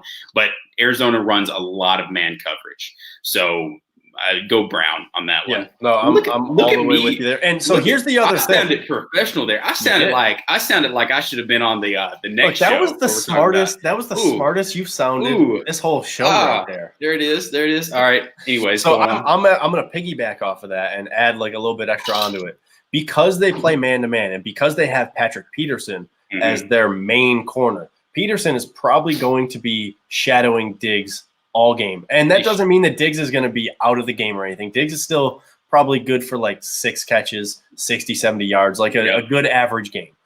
But like when you have Peterson guarding you, the likelihood is that you're not going to have the biggest game of your career or anything like that. Correct. And I was actually talking about this with one of the listeners of my podcast, Nat Knows Bills, because I mentioned this on the podcast. I think that the wide receivers like Beasley, Brown, and Gabriel Davis are poised to have good days. Like 2 of them are probably poised to have good days because I just don't trust the rest of Arizona's secondary. They haven't all played together. I think there's a possibility they might all be playing for the first time all year, but they haven't all played together. They're coming off of some injuries. They're susceptible. You can get some yards against them, and especially since it's man coverage, John Brown is amazing against man coverage. You already detailed that. That's what they're going to play, most likely. You roll with Brown. Yep. Possibly even getting a deep ball, too. Yeah. So right now it's 9:58, 10:58. Wherever you live, it's the 58 hour. So we're going to wrap it up real quickly. You can listen to my podcast where we talk all gambling. Unless you don't like gambling, then don't listen at all. Yeah, it is what it is. But you can find that's Buff City. That comes out every Saturday, right? And that's me and Manny. Manny was part of the writer's room. He let his hair down today. He looks fantastic. But you can find us every Saturday. We release that. I also write for the writers as well. Listen for Manny. No, don't listen to Manny. So Manny kills me. I love Manny, but Manny kills me. I'll be like, Manny, are you ready? And he'll be like, yeah, let's go. I'll be like, whoa, man, calm it down. Don't be too excited. But that's it. He's just a mellow guy, right? Until I say some outlandish thing, and then I've seen him try to come through the computer. It's a good combination because you're just like you bring so much energy sometimes. It's you need someone else to balance you out. And Manny's just like, yeah, gambling. And I'm like, hey, Manny, match my energy. And he's like, I won't do it. Like I'm Spock. You know what? Sometimes it's good to have somebody who's going to bring you back to level because you need that. Do I? Yeah. And then, of course, you can find Nap. This week, Casey talked about his wife leaving him. I did. Yeah. She's like, bro, she looked me dead in my face, right? I was so mad. It's because Arizona didn't get the money line. And I'm just like pissed off, and she looked me dead in my face, right? We're laying in bed. She looked me dead in the face. She said, you need to get your luck back now. And then she rolled over. And I said, Jesus Christ. Like, what the hell? It's like, okay, all right. So this week it's going to be a good week. We're going to win tons of money, about 10K. It is what it is. But you can find me on Saturdays as Buff City Podcast. You can find us on anything that carries podcasts. And then, of course, Nap has his Nap Knows Bills. Some listener told him that he should change his name to Nap Doesn't Know Bills. That was like the funniest thing I've ever heard in my life. It was hilarious, though. I respect that. You've got to. So you can find him on Fridays. He comes out. He does outrageous picks. If you're following him on Twitter, there's his Twitter handle right somewhere over there. Right here. So you can find him on Twitter. He does outrageous takes. Make sure you go on there and give him your outrageous takes, because if you don't, he won't have a podcast to do because he's not smart enough to ad-lib. Definitely get on there and do that. Real quick, before we sign out, we got one more from Robert Milligan. Miami's D or Green Bay's? I'm rolling with Green Bay's there because the Chargers have a very good offense.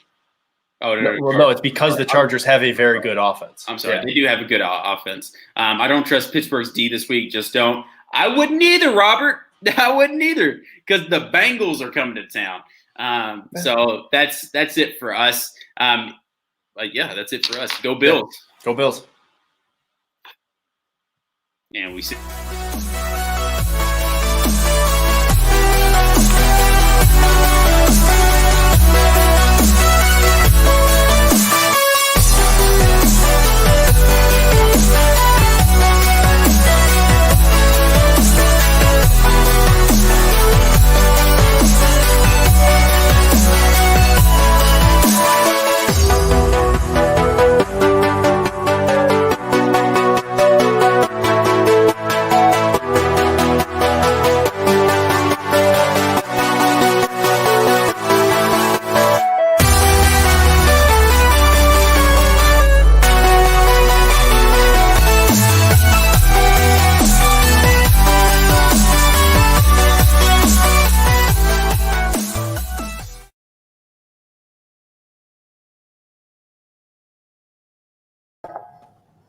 Hello, friends. How we Jeff doing? Landers. It's Masters Week here at the Buffalo Tailgate, presented by Buffalo Fanatics. I'm Jeff Landers, joined by Clay Troya and Nap Knows Bills. Clay's out on the course right now. Nap is in the clubhouse. The Bills are 5 under par and rounding the turn at Amen Corner. It's Masters Week in the fall, guys. This is awesome. The Bills are 5 under par. We are rounding Amen Corner, the toughest part of the course, and we just went 2 under par by beating New England, by beating the Seahawks. We're facing down one of the toughest holes at Augusta with a big test this week in the desert at Arizona. And if they come through with this, we're staring at the rest of the back nine. All we have to do is not shoot it into the water or double bogey the rest of the way to an AFC East green jacket. So, guys, the last 2 games, the Bills got out of there versus New England and then took it to Seattle. How do we just make par against the Arizona Cardinals? And Nap, I'm going to start with you. Well, first of all, that was beautiful. I personally really appreciate that. I'm a huge golf fan. Love I got the Masters going on my phone right next to my screen here, so I'm still watching it as we talk. But look, what they have to do is just really honestly be the better offense. They have to be the offense that we all know that the Bills can be.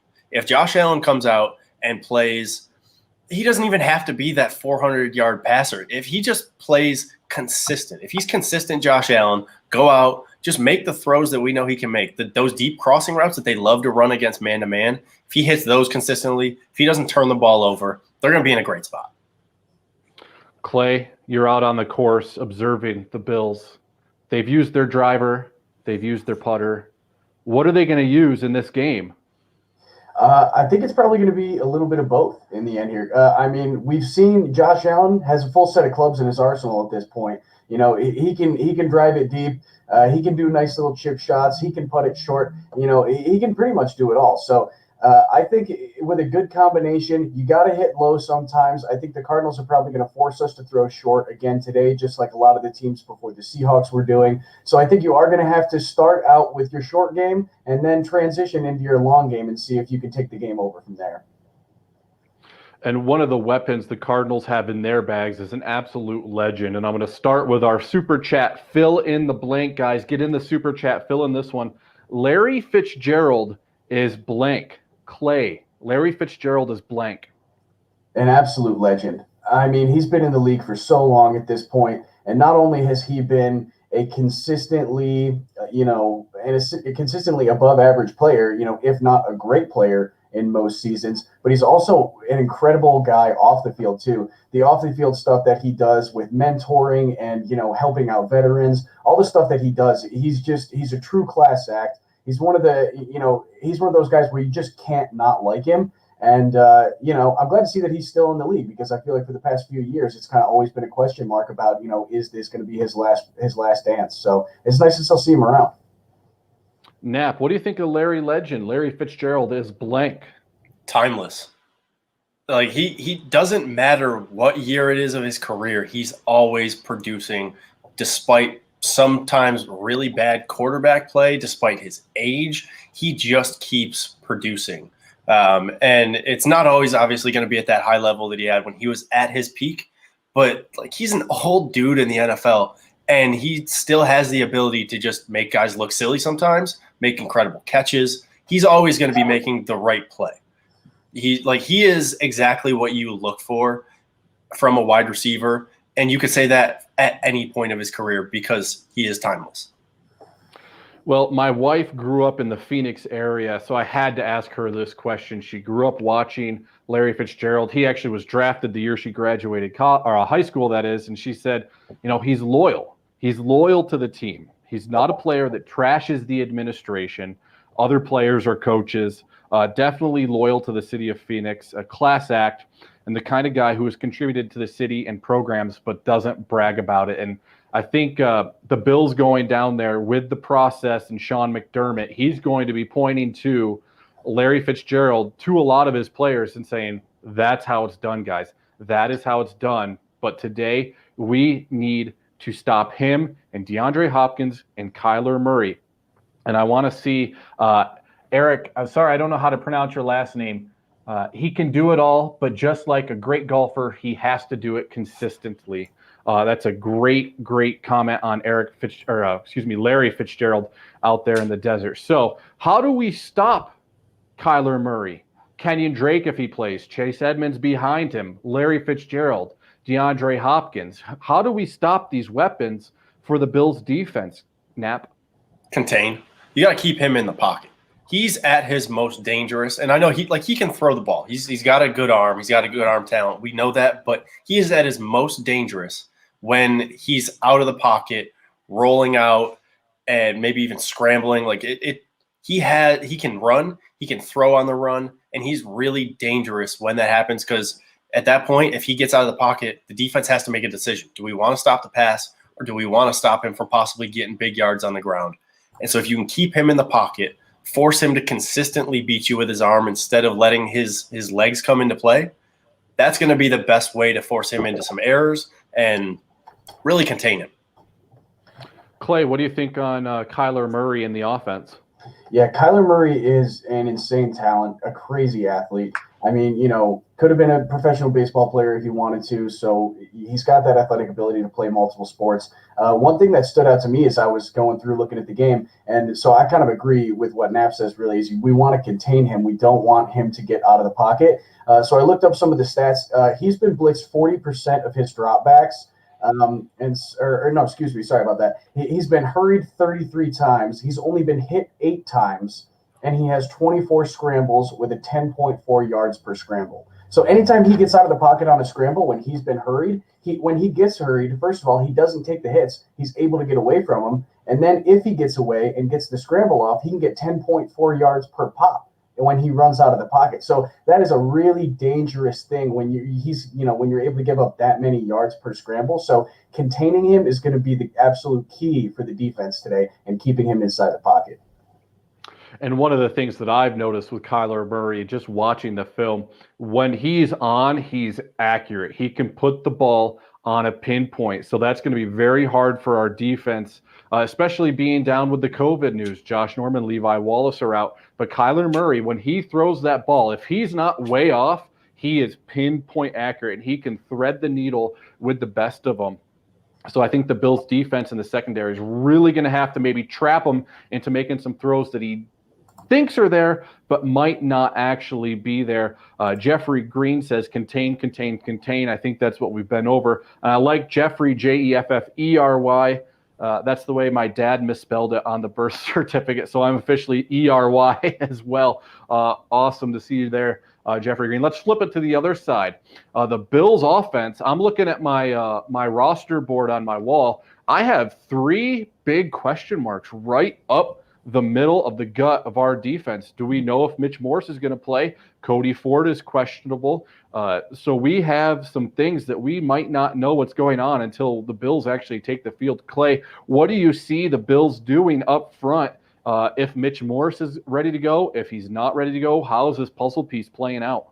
If Mitch Morse is ready, you put him right in. I think you put him in at center. That gets you back to the continuity that Josh has had with his center for the entire season. I think that's really important. I think that center and quarterback relationship is a really big part of the offensive line.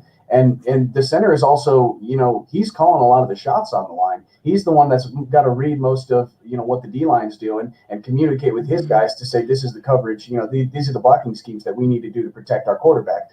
So I think if you do that, you can put Feliciano in the guard position, and then you have more options on the other side, where we've had to deal with Brian Winters for a lot of the season at the right guard position. And I think now that if we're able to get Morse in at center, Feliciano in at the left guard position, you have a little more flexibility. And if something goes wrong, our linemen keep on getting banged up.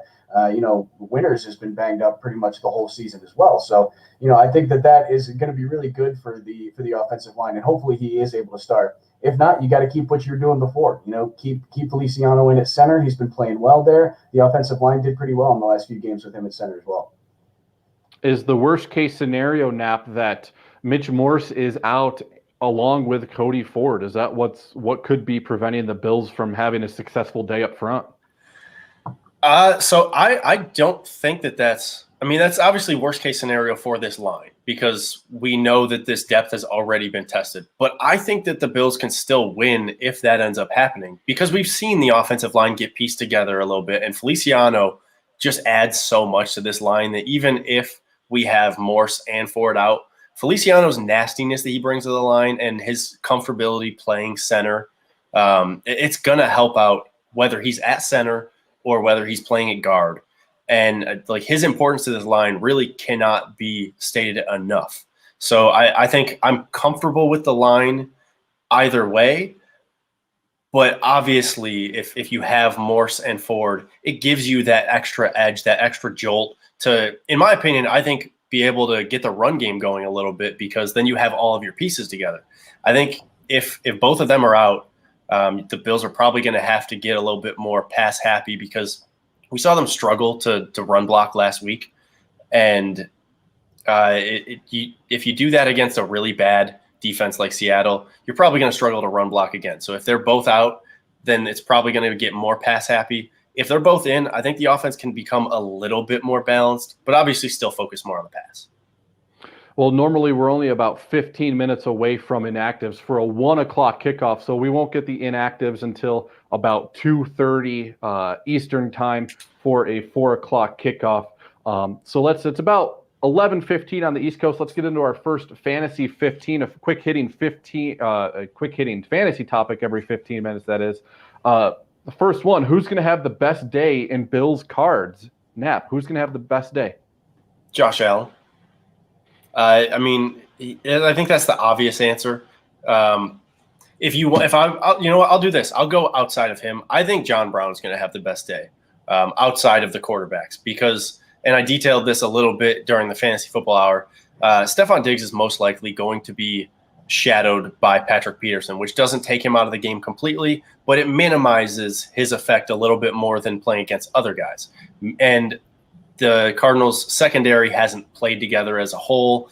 more than I think 2 plays this year is all they've gotten together. So their secondary is still kind of piecing it together as they get healthier and as they come back to playing as a whole, which means guys like John Brown are going to be able to take advantage of guys who haven't played as much this year or who aren't as good of coverage guys. And we also know that the Cardinals are more of a man-to-man defense as opposed to playing zone.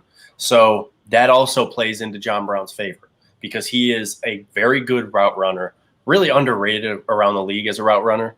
And he can create separation playing man-to-man against just about anybody. Clay, he left Josh Allen open for you if you want to take Josh Allen, but if not, you can certainly go outside the quarterbacks as well. Yeah, I would say Josh Allen as well, but I'll pick another guy. I do like the John Brown. It's the John Brown revenge game, former Cardinal there as well, so that could be interesting to watch. But other than that, I would say maybe a sleeper might be Zach Moss. He's been kind of a guy that we've seen a lot in the red zone, and he's been getting those tough runner snaps when you get inside the 5. It's you give it to Zach Moss and let him get in the end zone. So I think he's kind of been the sleeper so far on the Bills offense of he could be a guy that if he's still available in your league, definitely pick him up because he's going to get, probably a touchdown at a consistent rate, I think, at this point, because he is getting those inside the 5-yard snaps consistently. I really wanted to go with DeAndre Hopkins because our secondary has been depleted by COVID, but I still think, and look at the way the Bills defended Seattle last week, shutting down DK Metcalf and Tyler Lockett. I still think that's possible, even with Levi Wallace being out. The Bills have had to overcome Levi Wallace being out. They've had to overcome Josh Norman being out. So I don't think DeAndre Hopkins is going to have a superstar studded day if the Bills can do to the Arizona Cardinals offense what they did to Seattle last week. I do think, however, it could be a Kenyon Drake or a Chase Edmonds just exploding against a bad Buffalo run defense. The Seahawks last week had no running game to turn to. And when they did, DJ Dallas did get into the end zone, I believe, on a short carry. So it could be a Chase Edmonds or a Kenyon Drake, but I'm a homer. So I think I'm going to go with Josh Allen because you guys left it wide open for me. If he can do what he did last week, it almost seems like a mirrored game plan coming into this week. What do you guys think about that? A very similar game against this Arizona Cardinals team that we saw last week with the Seahawks coming into Orchard Park. Clay, what do you think about that concept? I mean, the Cardinals offense is a little bit different because they can kind of be a little more versatile than the Seahawks.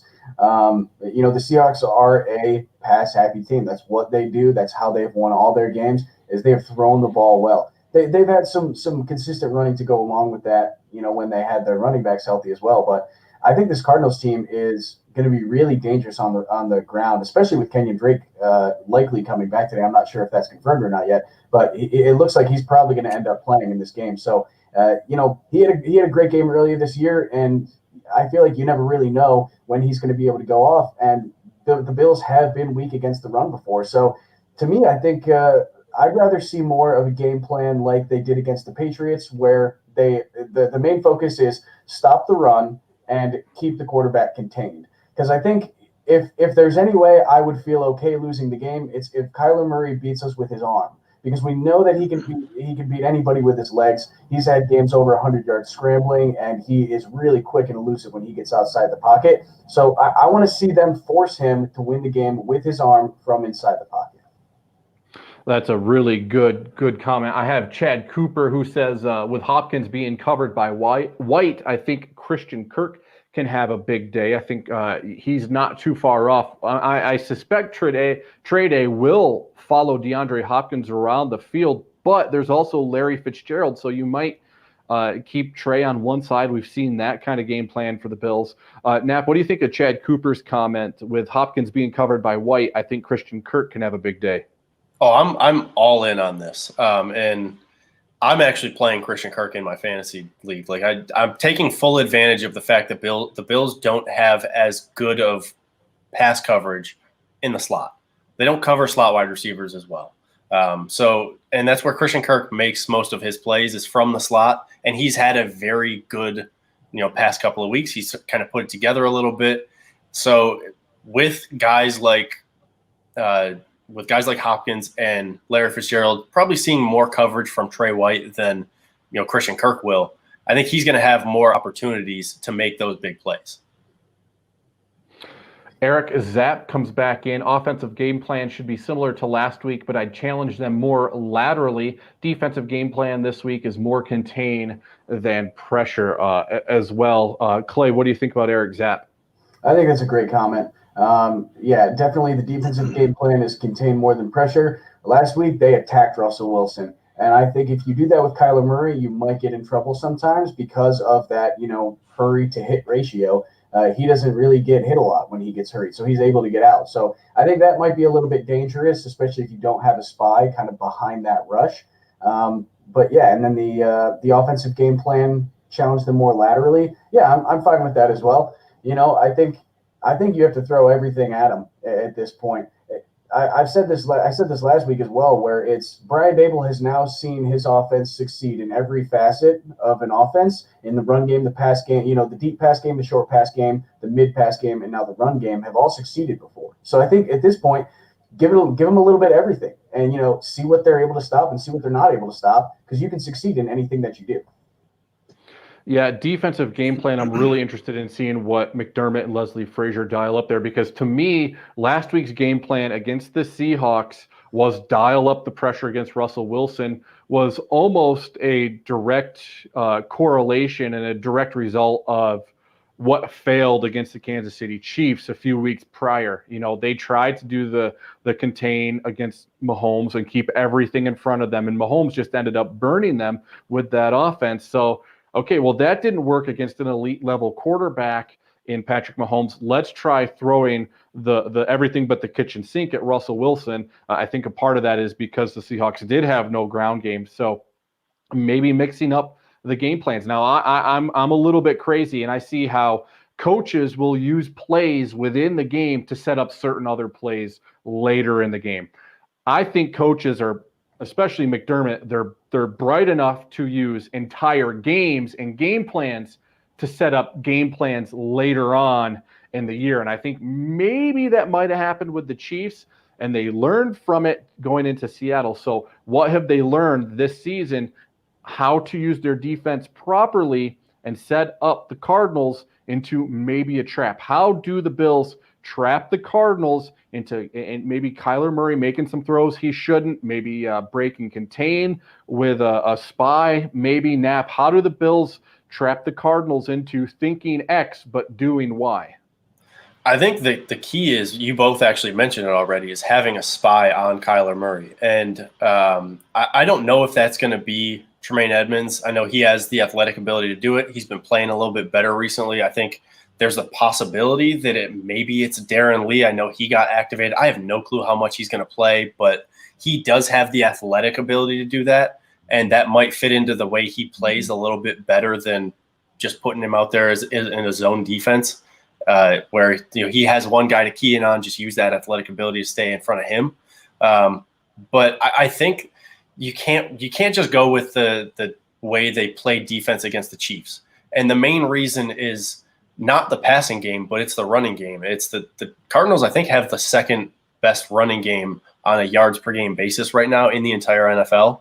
So they can just chew you up in the running game. And if you just drop into coverage and hope to contain completely like that with your secondary and with your linebackers, then you're probably going to have some problems against the run. And against a team like the Cardinals, you can't let that happen.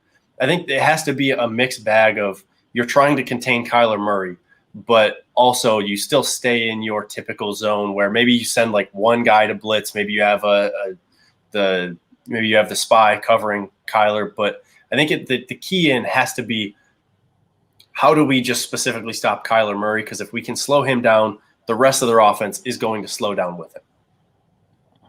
Clay, Mike Reale says, going to have to win the turnover battle again today. Now the Bills, I don't think it was luck that they got 4. I think it was the dam finally broke open for a defense that had struggled to get those. So they finally got all of them again today, or last week against Seattle. Today, they might have to do the same thing with how good Kyler Murray can play.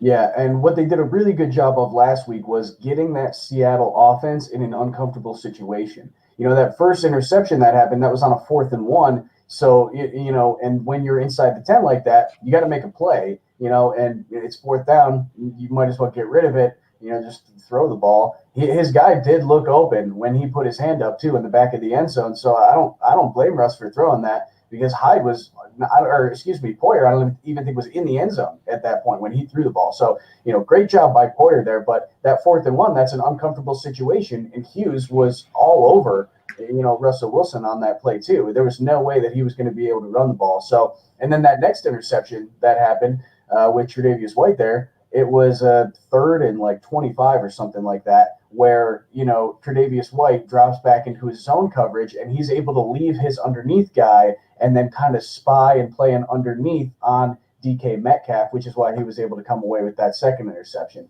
And then the 2 fumbles, I mean, that was just, purely based on that game plan of get Russell Wilson. And I think, Jerry Hughes has been really showing up in these past few weeks, so I would love to see him do well. Mario Addison, actually, I think is the only player on the team. I think we saw this on Good Morning Football. He's the only player on the Bills team who's actually played the Arizona Cardinals before. And I think that I'm pretty sure he had a really good game. That 3 sacks. 3 sacks on Kyler, yeah. So, maybe we'll see something good from him. He's familiar, at least. He knows how to get to him. He knows how to stop him. So I think Jerry Hughes and Mario Addison might be able to have a good day today and might be able to contain Kyler Murray. Okay, we're just a few minutes away from 11:30 East Coast time. At that time, we'll hit our fantasy 15s, but it's a super chat choice. So if you have a super chat, get in, get us a super chat in there with your choice of fantasy football topic, and we will discuss that right at 11:30. But until then, let's do another fill in the blank, and I want to discuss the race, the back 9 of the course that the Bills are facing, because they're coming off their amen corner like we talked about with New England, Seattle, Arizona, which at one time we thought was probably the toughest stretch of the Bills' schedule. Now all of a sudden the Chargers are playing well. Pittsburgh looked beatable last week, but the Chargers find ways to lose. Pittsburgh, like I said, looked beatable. And now the back 5-6 games of that schedule don't look so hard, and all we have to do is par out, and we could be looking at an AFC East championship and a home game. So how do you view that race, Nap? I think it's a very, every single game, if you look at it, is a very winnable game. Even the game against the Steelers, who haven't lost yet, they are still beatable. We saw how that team, they sometimes don't play their best. They don't come out on fire the way they should based on the talent they have. So every single game is a winnable game. The Bills had, if they play their best, it's very reasonable to think that they could win out. I don't think that that's going to happen, because every single team, in my opinion, every single team falters somewhere. But I actually ran a poll on Twitter kind of regarding this earlier this week and put it out there to my followers. And I just said, what, based on the schedule, where do you think the Bills finish? 6-1 or better, 5-2, 4-3, or 3-4 and worse? Just to kind of gauge where other fans are at as well. And just overwhelmingly, 5-2 is where they're at. You have maybe 1 or 2 games where it's a step back, which is reasonable. But that puts the Bills at finishing 12-4 then, which is a great season. I think that's probably the most reasonable outlook, because there's only, counting today, there's only 3 teams that have a winning record the rest of the way for the Bills. So the Bills are going to have a lot of opportunities. The teams that they face, they still have some talent, but I think the Bills have a chance to make a pretty good run and be that team that gets hot at the end of the year, which is what you want to be, is that team that gets hot at the end of the year to make a run. All right, we're 1 minute away from 11:30. If you have a fantasy question, get it in now. We'll hit it up with the Super Chat Fantasy 15 at 11:30. Clay, will we have to beat Miami in Week 17 in order to get that division championship, or do you think the Bills can lock it up before then?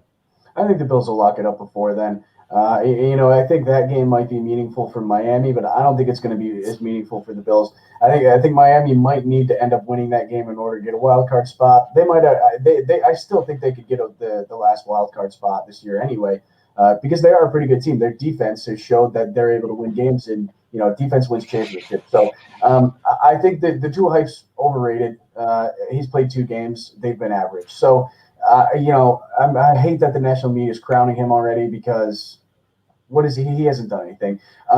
But yeah, I mean, with the rest of the schedule coming up, every one of those games is winnable, like Knapp said. And I think we should approach it from a different standpoint now. Now that the Bills are, 7-2, have this record that they do, we need to look at how those other teams would be able to beat us. And I think the Steelers would be able to do that with their defense by slowing Josh Allen down.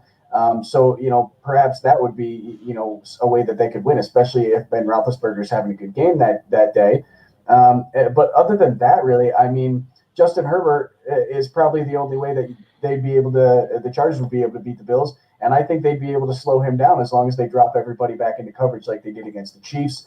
San Francisco's kind of turned into a team that's just so beat up that they're a non-factor at this point.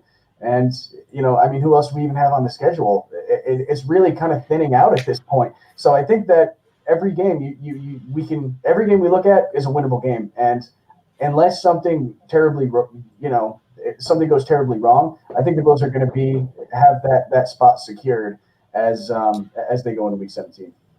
You got to knock on wood when you say that there, Clay. Now, call me crazy, but I think the Bills could push up into that 2nd seed. Now, that is realistic. A little less realistic would be being in play for that 1 seed because you would need to win out and have multiple helps from the Chiefs losing a few games because you lost 1 game to them already. You'd have to have Pittsburgh lose, and then you'd have to beat Pittsburgh and then have Pittsburgh lose another game. So the Bills, thank you, Lance. I am crazy for thinking that the Bills have an outside shot. But, hey, we've spent decades at this time of year projecting how the Bills could even get into the playoffs. Oh, well, we need some help here. We need some help there.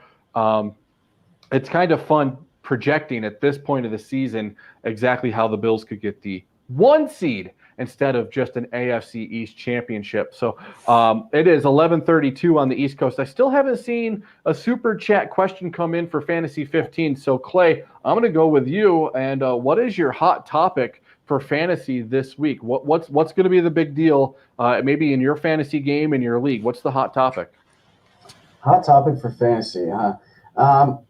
For me this week, I think there was just an announcement. So for me, this is very meaningful. Austin Eckler announced that he is actually going to be returning this season. So that's a big hot topic for me. I know a lot of guys like myself drafted Eckler early and thought he was going to be, fairly early anyway, and we're excited about what he was going to be able to do. He's been out injured for a long time. So hopefully everyone's commissioner opened up a few IR spots because of the COVID ordeal that's been going on.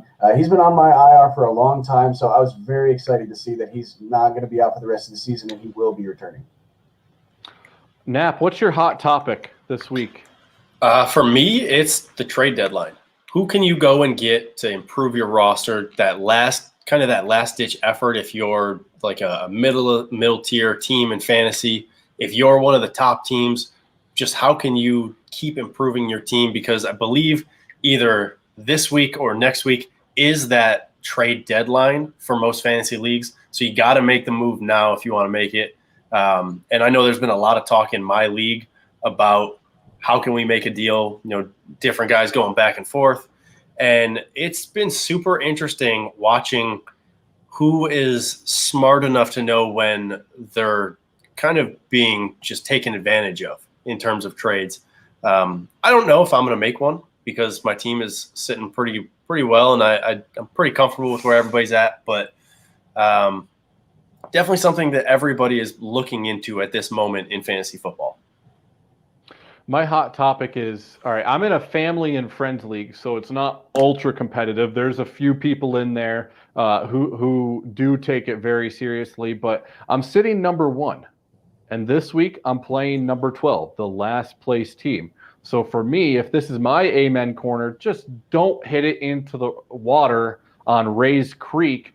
going into number 12. Like if that's the par 3, just don't hit it into the water. Just get up there, make par. It is Masters week after all, and that's what I want to see the Bills do down in the desert is go down. It's a road trip. It's the end of a tough stretch. Don't think about the bye week. Get par, get out of there. You'll be 6 under if you do that with a break coming up for a chance for you to get healthy, get some guys back off the COVID list, which will bring me into my next question. The Bills' COVID situation hurts blank. Nap. I mean, the defense, just in general. It's a really interesting situation, in my opinion, because all offseason, fans were talking about how we need to upgrade that cornerback 2 spot. We can't have Levi Wallace playing there. We can't, like, Josh Norman's probably not going to be the guy to be in that spot, like, for the year. Like, they're going to struggle. And now that we're missing them, now the question is like, well, Levi hasn't actually been playing that bad. He's been playing pretty well. How can we replace him when he's in there? He's played well outside of those couple of weeks with the injury. I think what you have to look at with this is the guy that steps in, whether that's Darryl Worley or whether that's Dane Jackson, or I don't know, maybe they toss Saron Neal in there. Someone, I don't know how they're going to fully attack this, but I think that the key to that is, can the guy that steps in just not make the big mistake? They don't have to play incredible. They just have to play good enough to not make that big mistake. And if they can do that, then that position is going to be shored up enough. All right, we did get a super chat. Judge, if you're producing, can you get that up on the screen for me? Lance Nelson, if the Bills host a playoff game, how many thousands of people will be arrested trying to watch it live if we can't have fans in the stadium? First of all, thank you very much for the super chat. We super appreciate that. And I did see your comment earlier, Lance. You would get a super chat if we could chug a beer on the stream. It is a tailgate, but I got to drive home. I'm in my office at work, so I can't exactly do that and then get in the car and drive. Clay, how many thousands of fans will be storming the gates a la after halftime of the greatest comeback ever? Yeah. If can't have fans in the stadium.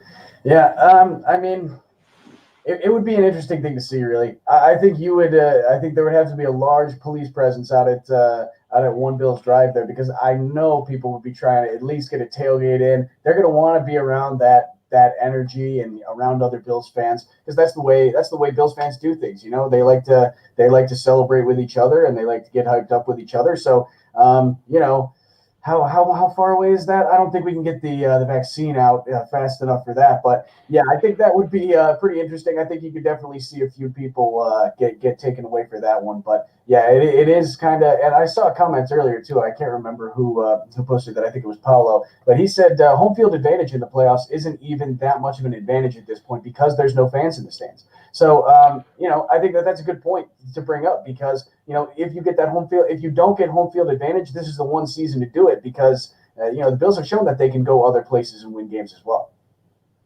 Well, and I think that the NFL has demonstrated throughout the league that having, 10, 15, 20% capacity is very doable, and that the Bills are going to be trying to push that through for a playoff game, because if it will be the ultimate of irony for the Bills not to have had a home playoff game in, what's it been, 25 years, for fans not to be able to be in the stands. It will be the ultimate of irony. Lance, thank you very much for that super chat.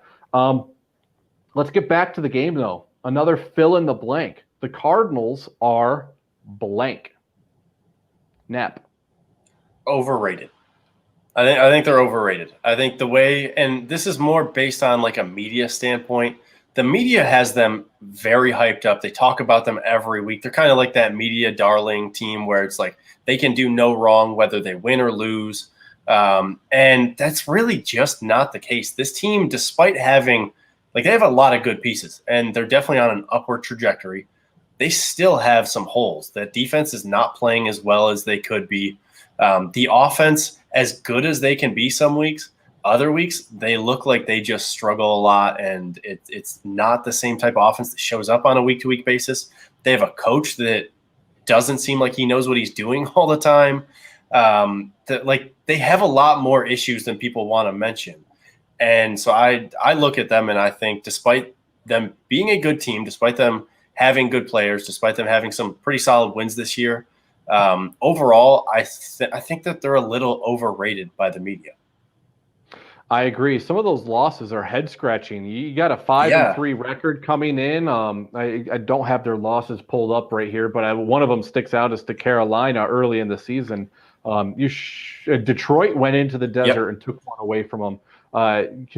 And then Miami as well last week, which may have come down to coaching and execution really in that final drive. And you let Miami steal a win in the desert. So I agree with you, Knapp. And Clay, do you agree with Knapp? The Cardinals are blank. Yeah, for me, I'd say not there yet. They are a good team. I think they're pretty solid. We've seen that they can win games against good teams, but then they also do drop those head scratchers sometimes. And I think some of that does fall on coaching. Cliff's a young coach still at this point. He has to learn how to do some good game managing. I think McDermott had a little bit of trouble with that when he was a new head coach as well. It's part of the growing pains. But I think they're not there yet. But I think next year, 2 years, they're going to be a really solid team. They have a lot of good pieces on that defense as well. If they can keep those around and kind of grow, they're kind of middle of the pack defense right now. But if they can add pieces to that, and kind of complement that explosive offense that they're able to do, I think they can be a really good team in the future. Eric Zapp says dangerous, in other words, ahead of schedule. And then Ryan Tilton says the Cardinals are young. Lone Wolf says Cardinals are 1 year away. I think we would all agree with that. The Cardinals are dangerous because if we get Kyler Murray at his best, our defense is going to have a very, very rough day. But they are 1 year away. I see a lot of similarities, and I think Brandon Beane might be a trendsetter. We see it in the AFC East with what the Dolphins did last year and what the Patriots are doing this year. You go through cap hell, and you get it out. The Bills did it in 2018, and then all of a sudden in 2019, the Bills seem to be 1 year ahead. Well, the Dolphins went through cap hell last year.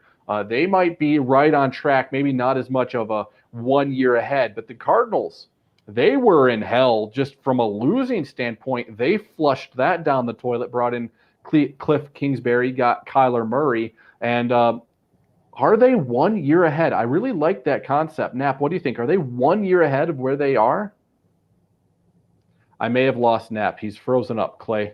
So while Clay lets it go and tries to get unfreezing, Clay, what do you think?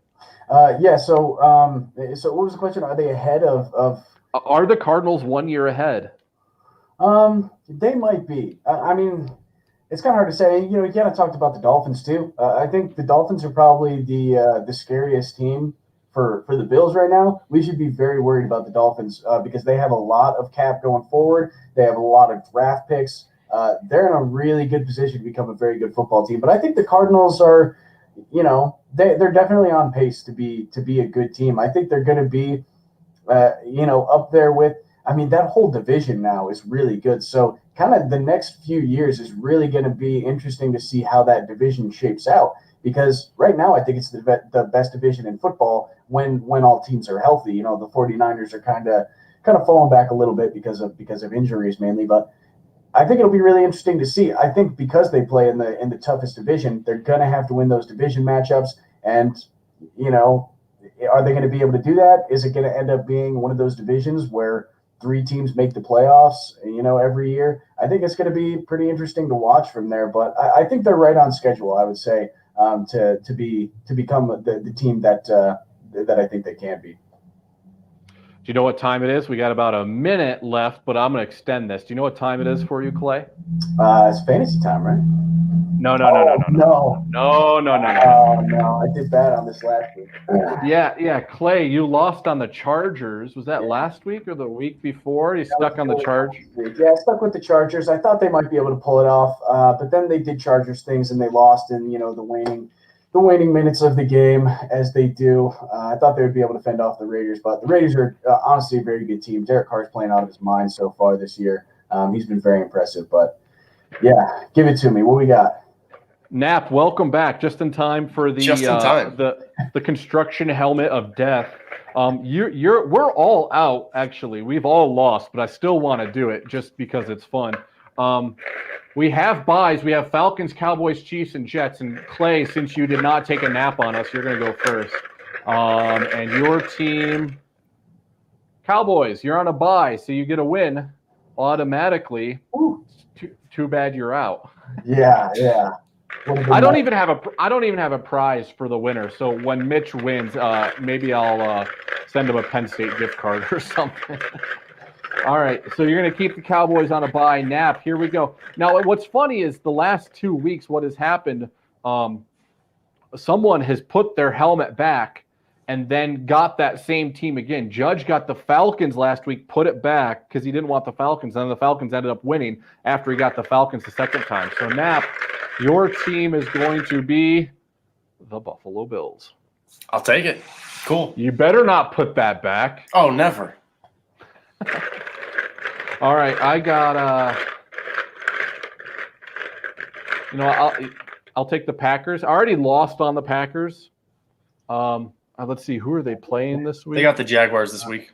But I lost on them when they were playing the Vikings. So I'm out already, but I'll stick on the Packers and take that away from Judge or Dave. They won't be able to pick those guys. So any final thoughts before we bring in the Bills guys? Clay, final thoughts. Contain. It's the name of the game this week. Got to make sure that Kyler Murray stays inside the pocket. If you see him get outside the pocket 5-10 times, it's going to be an ugly game for the Bills defense. And also watch out for all-pro linebacker AJ Klein, who I have never once doubted before. Nap, bold prediction. I have Josh Allen leading the Bills on a game-winning drive with less than a minute to go, and they score a touchdown, game over. Okay, how's this for a bold prediction for you? Tanner Vallejo revenge game. Former draft pick of the Bills, backup linebacker for the Cardinals. Tanner Vallejo revenge game. What would he have to do at this point with him not being a consistent starter or anything like that? What would he have to do for it to be a legitimate revenge game? Just get in the game? Get in the game, maybe a pick six on a tipped pass. You never know. But Tanner Vallejo revenge game. And the reason I say that, guys, I got the Boise State potato head.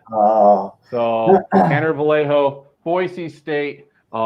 It'd be good to see him get in the game as a Boise State supporter, but not a revenge game. Guys, go Bills, and we will see you next week on the Tailgate, brought to you by Manscaped.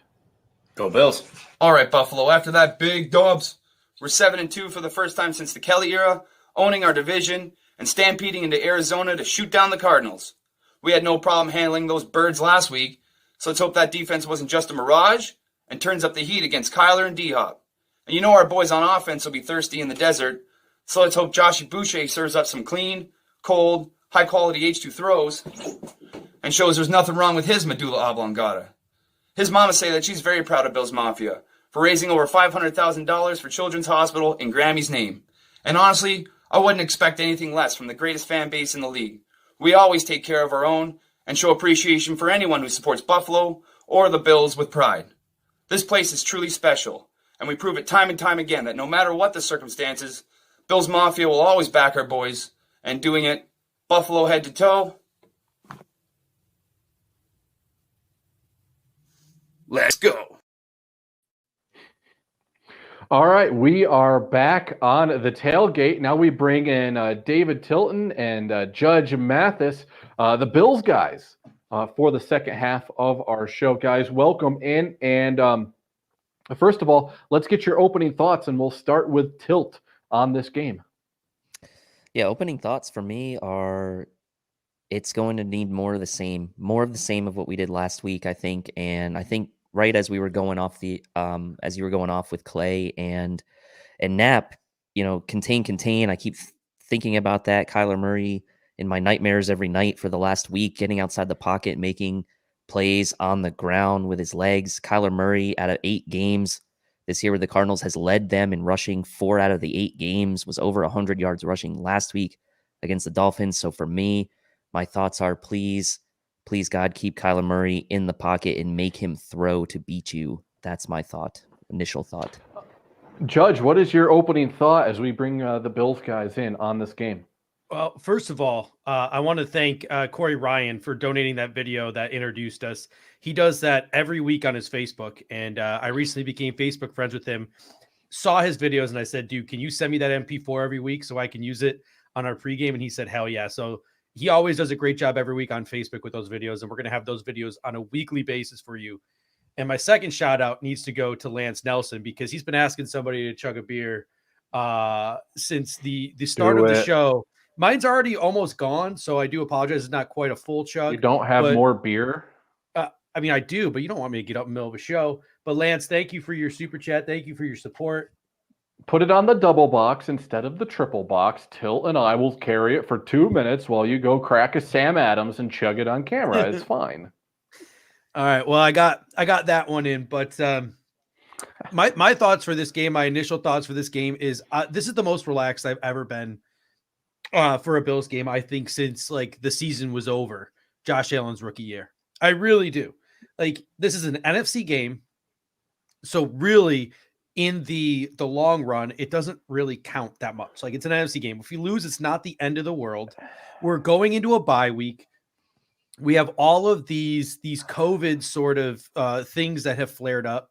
The team's pretty injured, so I'm just going to sit back, relax, and enjoy this football game today. My expectations is that Josh Allen airs it out, and I hope that the defensive coordinator, Leslie Frazier, and Sean McDermott can come up with a game plan despite the lack of maybe personnel to contain Kyler Murray. And if he doesn't, it's going to be a fun shootout. I'm just going to enjoy the ride today. I'm going to enjoy the ride. I'm going to challenge you on that. No, you're not. I know you're not going to enjoy the ride.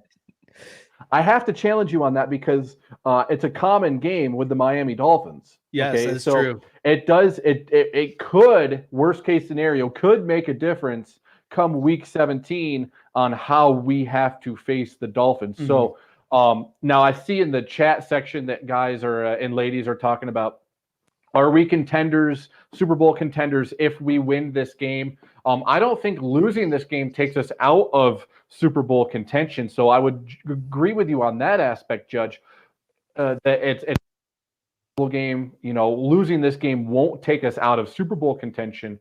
But I do think that this is an NFC West game. It's a common opponent with the Miami Dolphins. So, McDermott and crew aren't going to take it lightly. So let's go out there and take care of business. Mm-hmm. But I will also say that the snow has been flying all week up here in Idaho Falls, Idaho.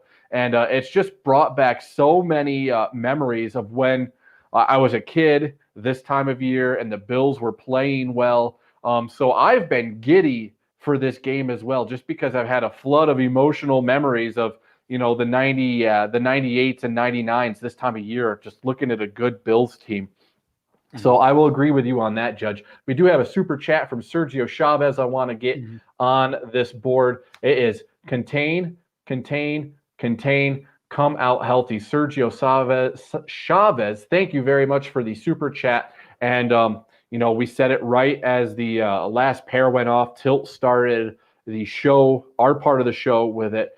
Judge, how do the Bills contain?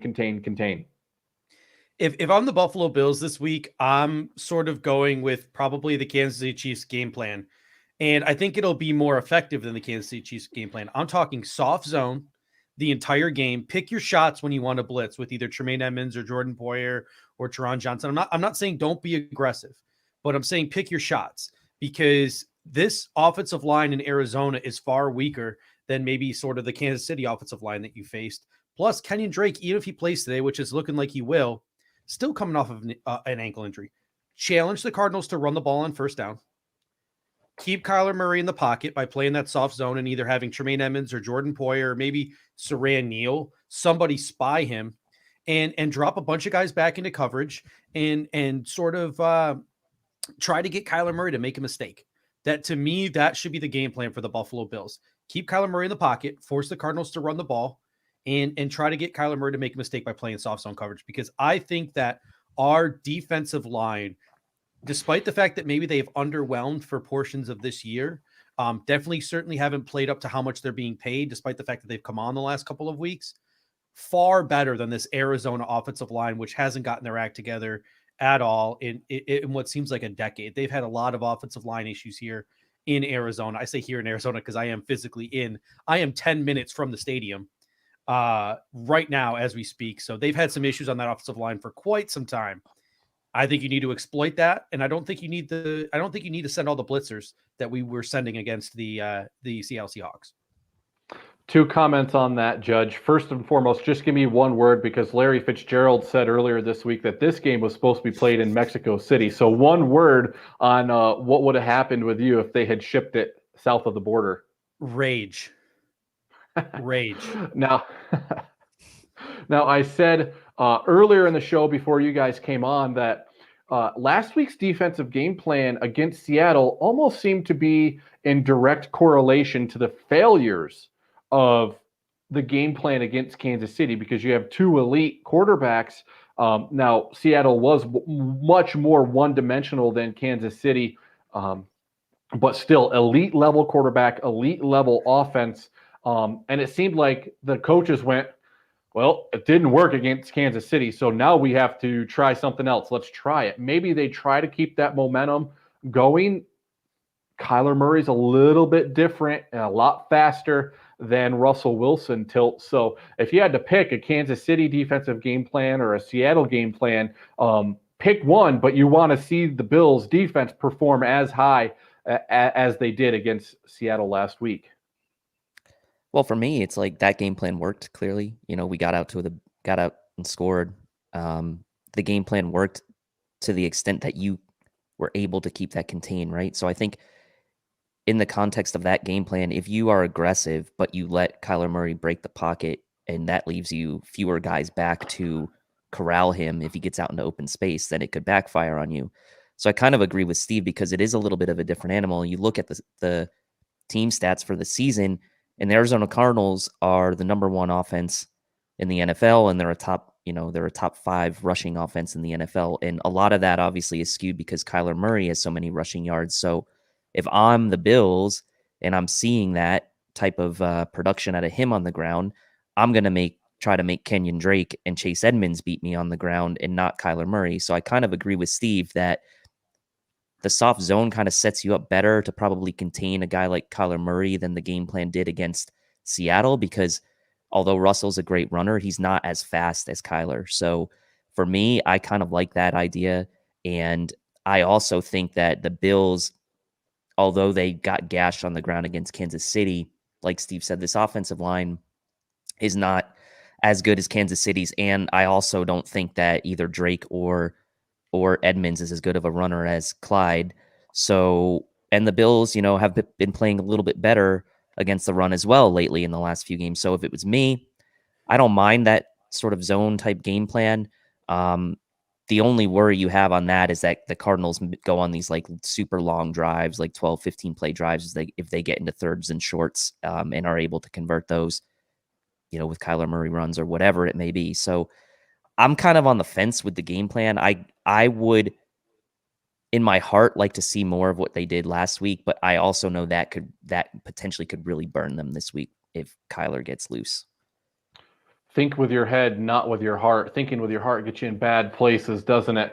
All right, so we're just about the top of the hour, just about noon on the East Coast. We're going to do another quick hitting fantasy 15. We did miss our 11:45 one as we went just a little bit long with the previous guys, but noon, who is going to have a tough week this week fantasy-wise? Tilt, who do you think is going to have a tough week? Who do I think is going to have a tough week? I think that, I mean, I hate to say this, but if this is going to be kind of like a bold prediction, I think Tua is going to have a tough week. I think that people are high on him, that the statistics say that the matchup is good for Tua to produce against the Chargers, and the Chargers are obviously beat up on defense, but I don't know, man, I have a feeling that it's just not going to be his week this week. So for people looking at, guys that are on buys like Matt Ryan and Pat Mahomes, if you're thinking about sneaking Tua into your lineup, maybe keep the expectations a little in check, given that those numbers he put up last week were against the Cardinals. And although the Chargers are going to be down some key guys, including Bosa, I would caution against Tua in the context of maybe underperforming based on, even though it's a good matchup. Judge, who do you think is going to have a rough week? Nuke Hopkins.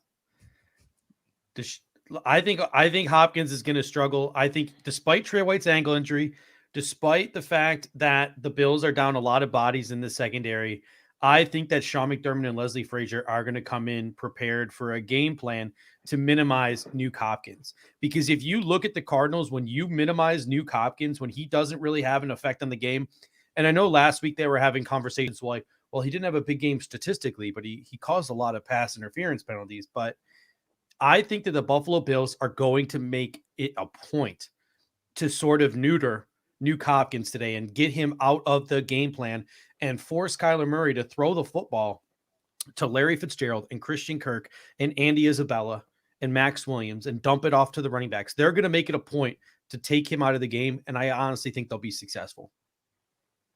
I'm going to go with another rookie quarterback. Tilt was on the rookie quarterback train. I'm going to go with Joe Burrow going into Pittsburgh, the very first time as a rookie quarterback. We know what Pittsburgh's defense is capable of. We know what Joe Burrow can do. We've seen flashes of his game and it is steady improvement from him throughout the season. I like him as a long-term prospect, but I think today in Pittsburgh, Joe Burrow could have a very, very rough day. So let's switch roles and get back into the Bills.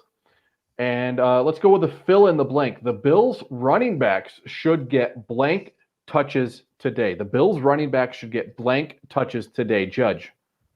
I'm going to go with split. So I'm going to say the Buffalo Bills running backs should get split touches. I want to see Devin Singletary between the 20s. And then once we get inside the 20-yard line, I want to see Zach Moss. I think that the Buffalo Bills could have some success running the football today. I think that they could add some more balance to their offense. You know, the Cardinals aren't the best team at stopping the run. They have some really good linebackers. Don't get me wrong, but Lecky Fotu just went onto IR, one of their starting D linemen, a really big space eater, a rookie from Utah. And Jordan Phillips is not playing in this game. So this offensive line, if Cody Ford is back today with Mitch Morse in the middle and John Feliciano, PJ Thigh says it right there. PJ Thigh says it right there in the comment section. I'm excited to see this full line today. If you can give me 10 carries for Zach Moss, you can give me 10 carries for Devin Singletary, and you can give me 30 pass attempts for Josh Allen. So I'd be pretty pumped. 35 pass attempts for Josh Allen. I'd be pretty pumped. And I'd say that would probably be a good statistical day for all three of those guys on the offense. Till, what do you think about Judge's saying? I like the split. If I was going to fill in the blank, I would say the Bills running backs will combine for 100 rushing yards. That's kind of in line with what Steve is saying. Maybe 10 carries a piece. If they average about 5 a pop, that gets you right to 100. Obviously room for more or less, depending on if they break off some big ones. But I like what he said about being able to run on this team. And I also think that with that O-line back, it's a big deal, right? Because I also think if you want to get some momentum for this O-line being back right before the bye, maybe let them work a little bit in the trenches, push some people around, give them a little bit of a confidence booster heading into the bye as we head towards the home stretch of the season. And what better way to do that is to just pound the Cardinals off the ball. Not saying that we're going to all of a sudden go run heavy like the Patriots game, but I think, 20 carries, combined between those two guys is not a lot of carries, honestly. And so I'm going to say with those 20 carries, there's a chance that they can combine for 100 on the ground. I think the Bills' offensive line is disappointed that Jordan Phillips is out because there's rivalries created in the locker room when you have day in and day out Jordan Phillips coming at you in practice. So I think Feliciano may have wanted to see Jordan Phillips out there, maybe give him a little bit, give him the business. But I think that's really – go ahead, Judge. You know what, too? I sort of feel a little bit bad for Jordan Phillips. I kind of do and I kind of don't. Nap made a great comment on his podcast.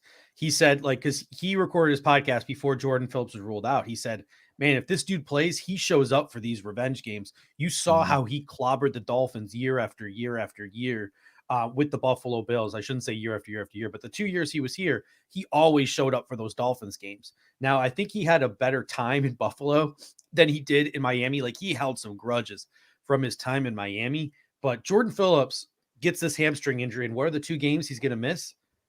Miami and Buffalo, both in the desert. So that's tough for a guy that I really grew to love in when he was at his time here in Buffalo in Jordan Phillips. But honestly, thankfully, he's not playing today because I think he would have been out for some blood.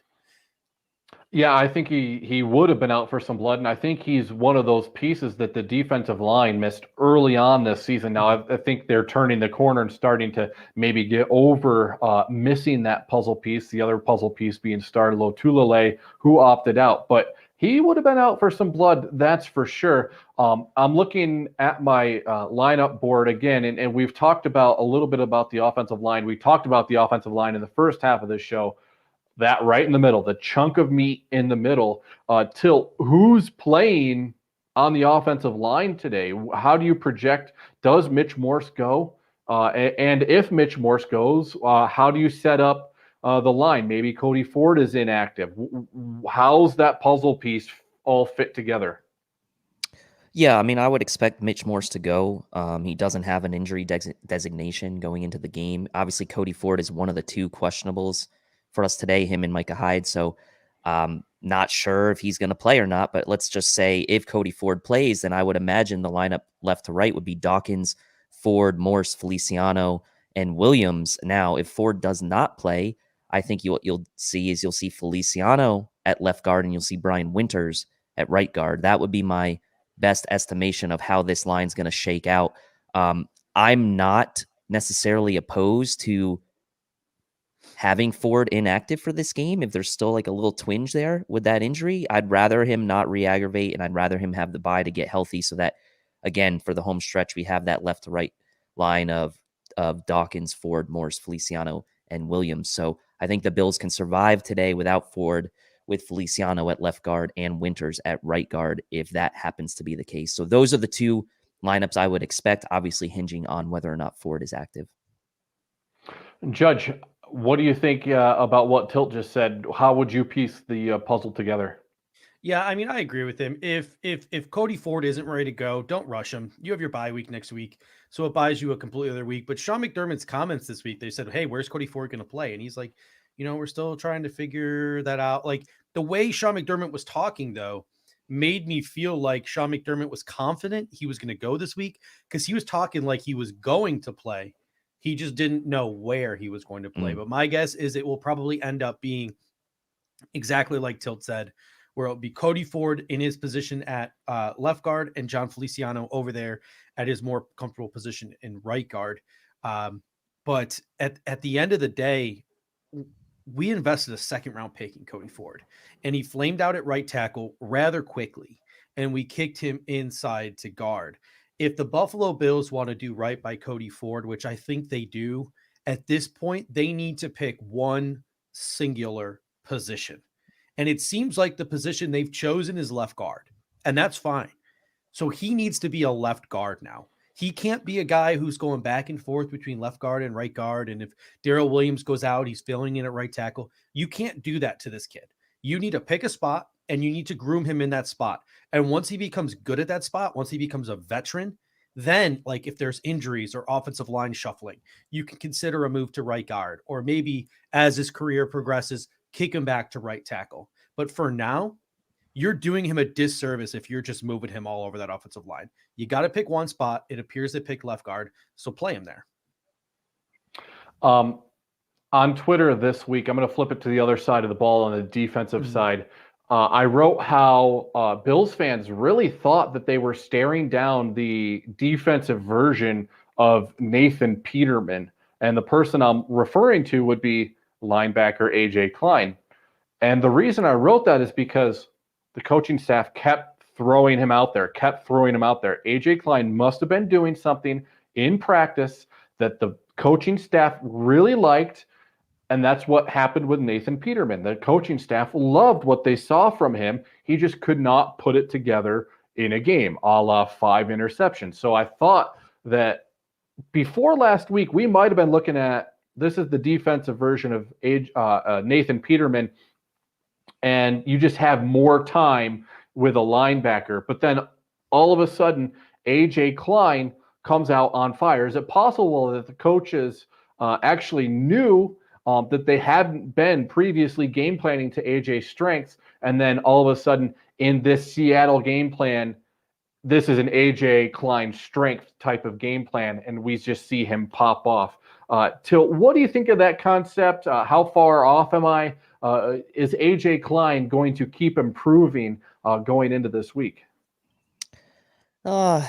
I think it's a tough comparison, right? Because A.J. Klein's been a linebacker in the NFL for a number of years, and he hasn't been necessarily like, a Pro Bowler or anything like that, but he's been an okay contributor in his stops that he's had. And obviously McDermott's familiar with him, coaching him in the past. So, about, the thought of him playing not to his strength, the coaching staff not putting it, like, that's kind of bad, I guess, if that's what the coaching staff's been doing.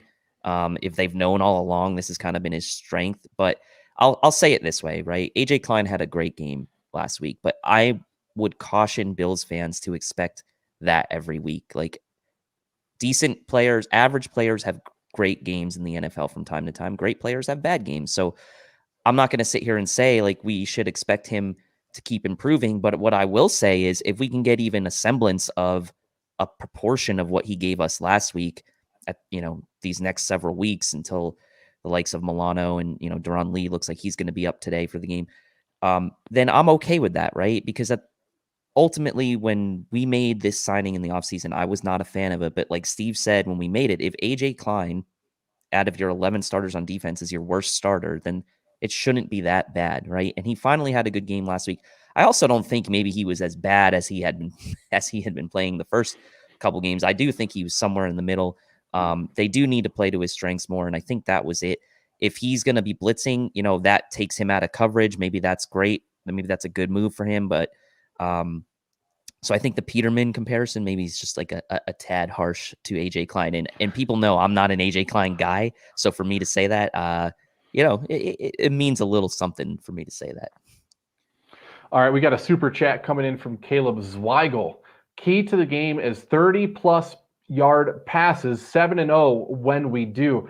Judge 7-0 when we hit a 30-yard pass in this game. I think that speaks to a lot of Allen's confidence and growth, and might be a signaling factor to Allen playing well. What do you think? Yeah, I mean, and speaking on those 30-plus yard passes, I think that this defense is going to give you an opportunity to do that. So again, some of their space eaters up front, like Jordan Phillips and Lecky Fotu, are out. So that might sort of neuter some of their pass rush from guys like Marcus Golden. Chandler Jones is out as well, out for the season. But Marcus Golden, the rookie, or the Hassan Reddick, the former rookie, and Devin Kennard, those guys might be stymied from the fact that there's going to be less of a push up front.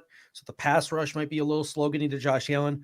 Let plays develop down the field. Drake Kirkpatrick is questionable. Budda Baker is questionable. Even if they're playing, John Brown can beat a guy like Drake Kirkpatrick deep. And look for Gabe Davis to maybe play a little bit more in the slot today with Tyler Kroft out, sort of as an extension of the tight end, doing some of the things that Tyler Kroft does over the middle of the field with that bigger body. And if Budda Baker does play and is playing in towards the line of scrimmage to maybe spy Josh Allen or try to help in the run game, because he plays towards the line of scrimmage a lot, Gabe Davis on either Byron Murphy or getting matched up on the safety Jalen Thompson, look for Gabe Davis over the middle. So between Gabe Davis over the middle and John Brown on Drake Kirkpatrick, I think that there are some opportunities for the Buffalo Bills to hit those deep balls down the football field. Now you'll notice I didn't mention Stefon Diggs because Patrick Peterson's quite the challenge, but yeah, and that's going to be one of my super chats or fill in the blanks here. But let's get to a fantasy 15. Last one for us. 12-15 question: best available player in your league. Who's going to be the best available player in your league that you could have picked up and maybe still can at this time? Tilt, who's available? Yeah, there's a couple guys available, and I've been scrounging the waiver wire for some of these guys. And I've got my top 3 running backs are out today. McCaffrey's out. Chris Carson is out for the Seahawks, and Todd Gurley's on a bye week. So a guy that might be a sneaky pickup. We're going to talk about, probably going to talk about DJ Dallas or Travis Homer for the Seahawks. But how about Tremaine Pope for the Chargers?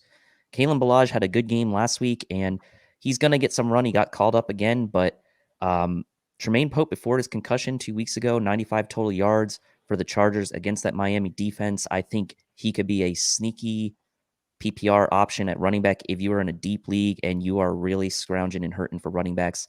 Another guy, maybe, although I wouldn't recommend it, would be, hey, you could take a chance on Lamar Miller for the Bears. Monday Night Football. David Montgomery's out. Lamar Miller's likely to be called up finally from their practice squad. Probably the best natural running back they still have left on the team. They have Cordero Patterson playing running back. Ryan Nell is more of a fullback. So maybe Lamar Miller as a desperation play on Monday night.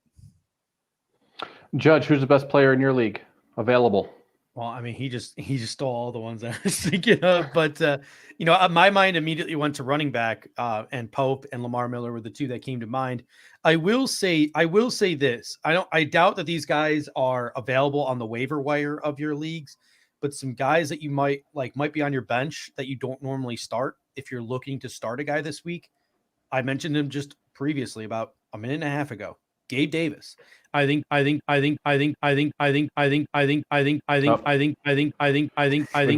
lot.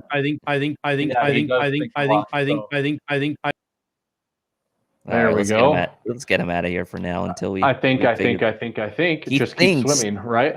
Yeah, just keep swimming. I think he's back. Let's get him back in there. Now you're on mute, and Judge. I think we've lost your mic.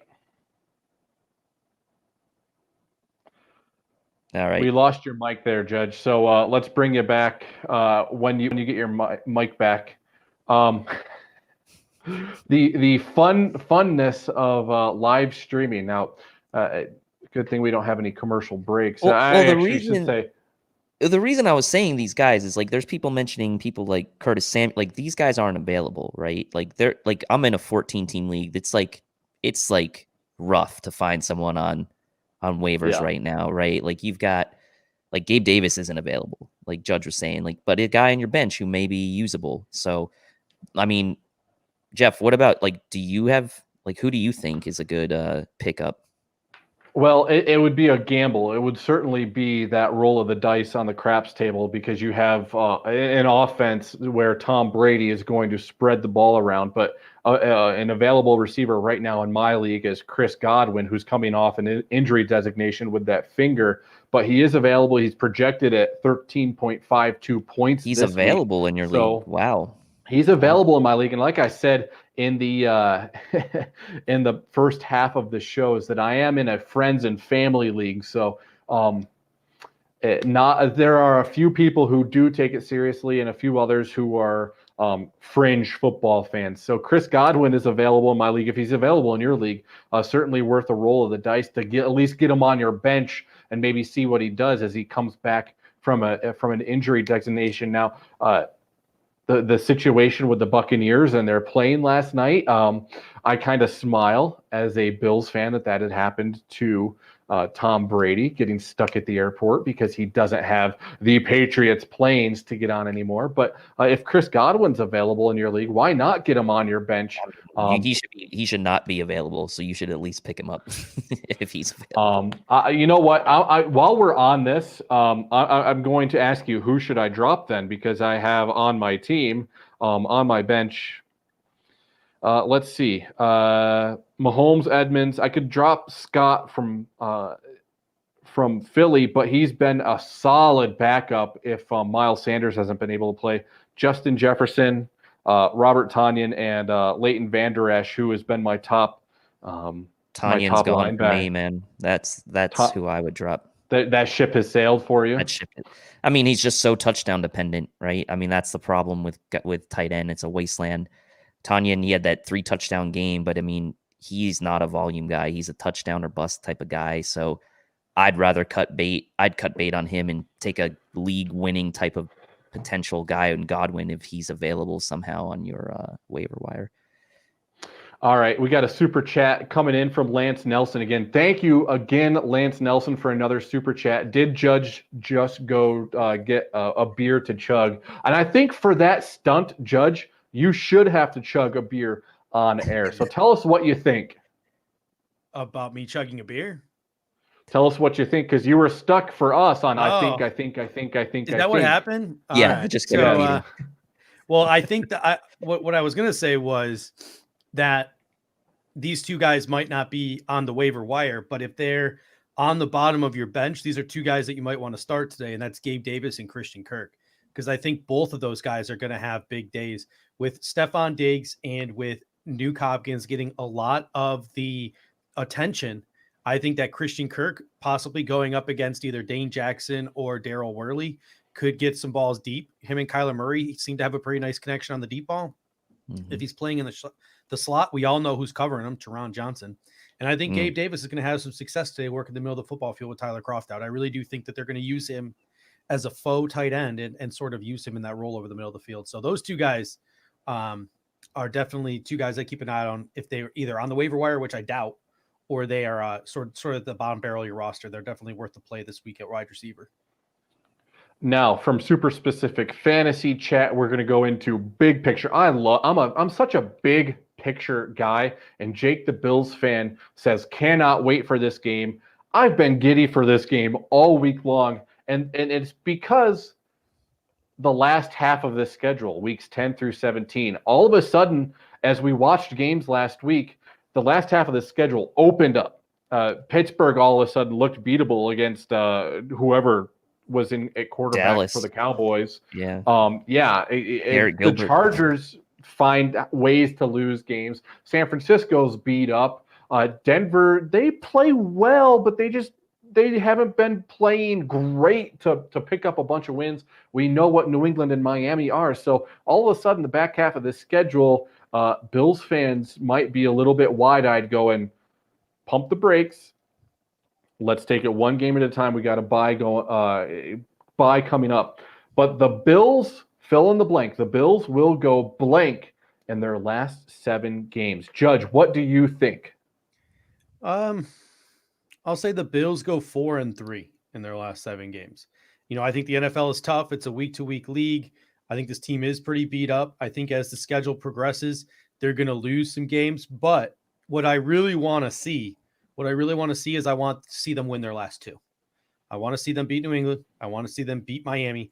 And I want to see them go into the playoffs with momentum, because that's what it takes. Like, look at Tennessee last year. You want to go into the playoffs with momentum. You want to have the hot hand.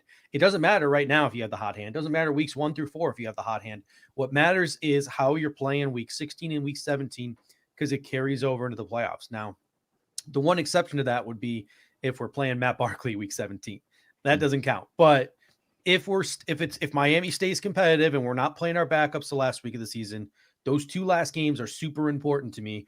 How crazy would it be if we could sweep this division this year, go 6-0 in the AFC East, and ride that wave of momentum into the playoffs? I'd be pretty pumped. Fill in the blank. The Bills will go blank in their last 7 games. Yeah, I mean, I was going to say 4-3 as well. I think that, you know, anything over 500 in these last 7 games is good. But like Steve said, those last 2 are probably the most important. So even if you go 3-4 in the last 7, but you win those last 2, that could be better than going 4-3 and winning 4 out of your next 5 and then losing those last 2. So it all depends, like you said, on what your momentum's like going into the playoffs. We've seen it with the Giants. Well, on their 2 Super Bowl runs, they came into both of those as lower seeds, and they kind of got hot, beat some good teams. I mean, it can be done. The Steelers have done it. Packers have done it. So 4-3 seems reasonable. And you look at it, like you said, Jeff, I mean, every team's beatable now. We saw Pittsburgh struggle against Dallas, but they're still going to be a tough team to beat regardless. The Chargers, I think, are going to be a tough team to beat. Depending what Denver team shows up that week, they could potentially be a tough team to beat. They're very Jekyll and Hyde, so hard to say. Who knows what the 49ers are going to look like by the time we play them. And then Miami is going to be a tough game, and New England is going to be a tough game, regardless of kind of what you think about them right now. Miami's annoyingly hanging around in the AFC East, and New England as crappy as they've kind of looked, barely squeaking by the Jets, they're still the Patriots, and they're still going to be a division foe, a tough team to beat. So I like 4-3, win those last two, which to me, like Steve said, is really important. Well, Scott Blakely on the chat says 6-1. I'm not going to go that far as to say 6-1, but you bring up the Giants Super Bowl run, and in 2007 was my first year as a season ticket holder when I was at St. Bonaventure, and the Giants don't even make the playoffs if they don't go into Orchard Park and beat the Bills. Yep, I was at that game. It was I was at that game too. It was the weekend snow blowing sideways, Christmas, one direction. And what I remember going one direction. That was the most miserable weather game I think. It was pretty bad. It was pretty bad. It's the only game I left before the end of the game because I was in the upper deck. I got into the parking lots at 9 o'clock. It was dry, but it was cold. It was a little cold. Starts raining at 11 o'clock, so you're soaked. Kickoff comes, temperature starts dropping, so now you're frozen, and then the snow comes in. I had to leave that game early because the Bills had the game in the first half. Not gonna lie, they were winning going in the fourth quarter, but then they had to switch sides. Yeah. That's the Ahmad Bradshaw helmet game where his helmet decal came off.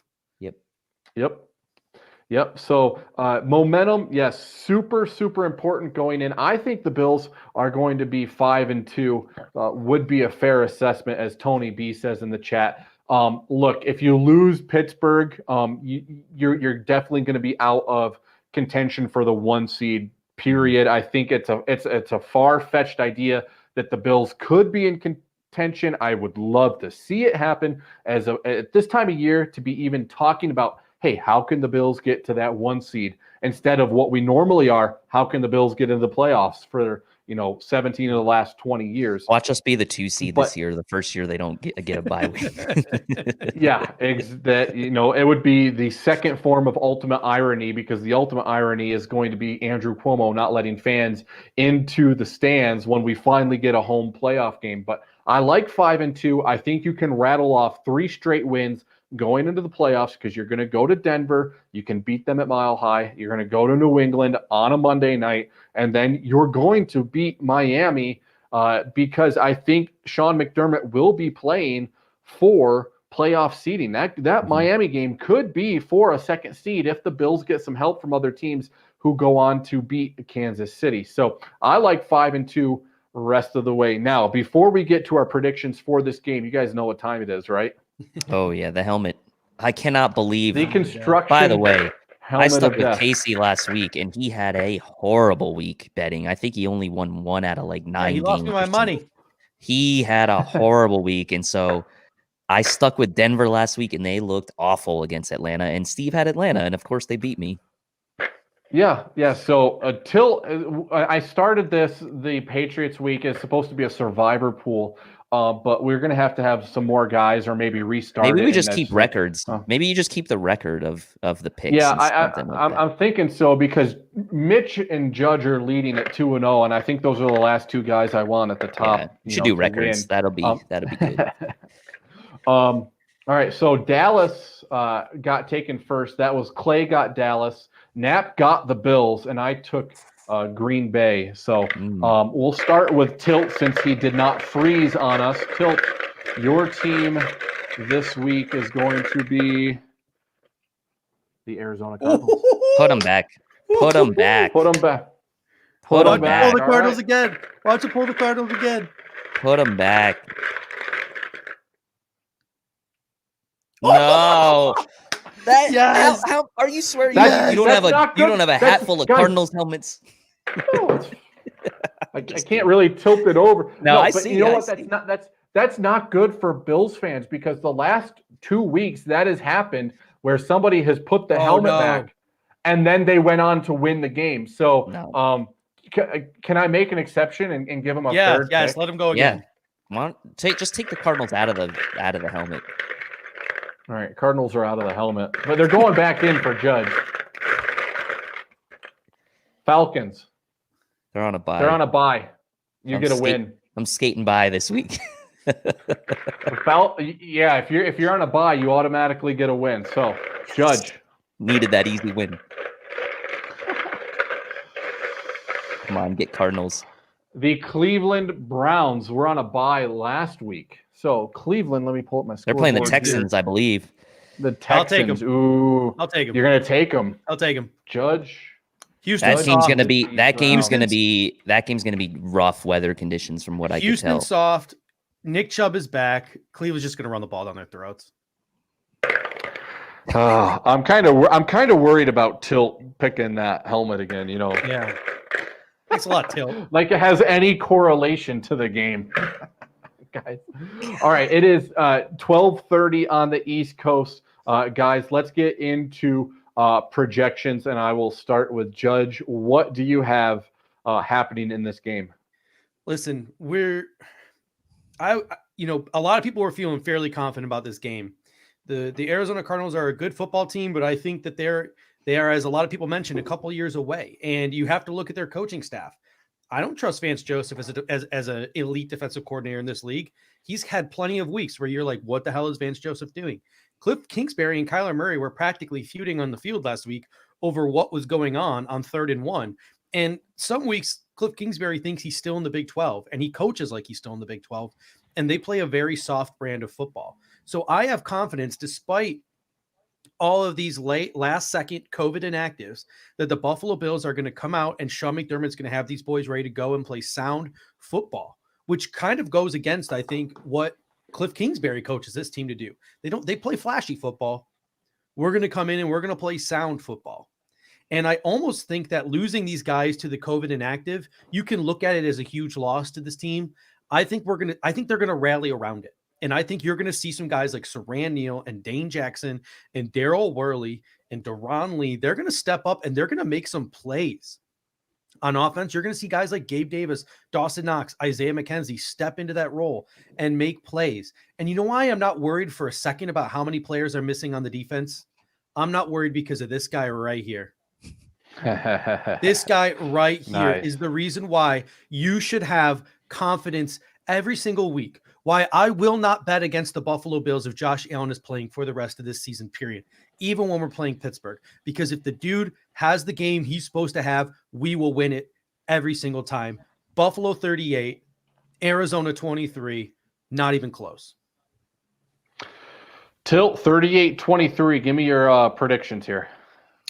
I think this is going to be a tough game. I think it's going to be kind of a slugfest, not necessarily meaning low scoring, but I think it's going to be back and forth. I think that both teams are going to be able to move the ball pretty well today. I think you go back and look at the game that the Cardinals played against Miami last week. I could see it being very similar as far as it coming down to the last, 5-6 minutes of the game.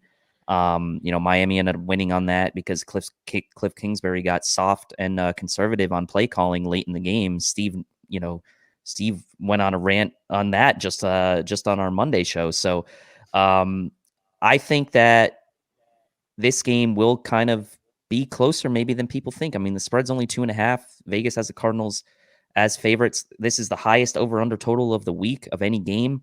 It's going to be good conditions, obviously, playing in Arizona, so I expect it to be a high-scoring game. But I like the Bills just a little more in a tough gutty win, I think, today. And I'll say Bills 30, Cardinals 28.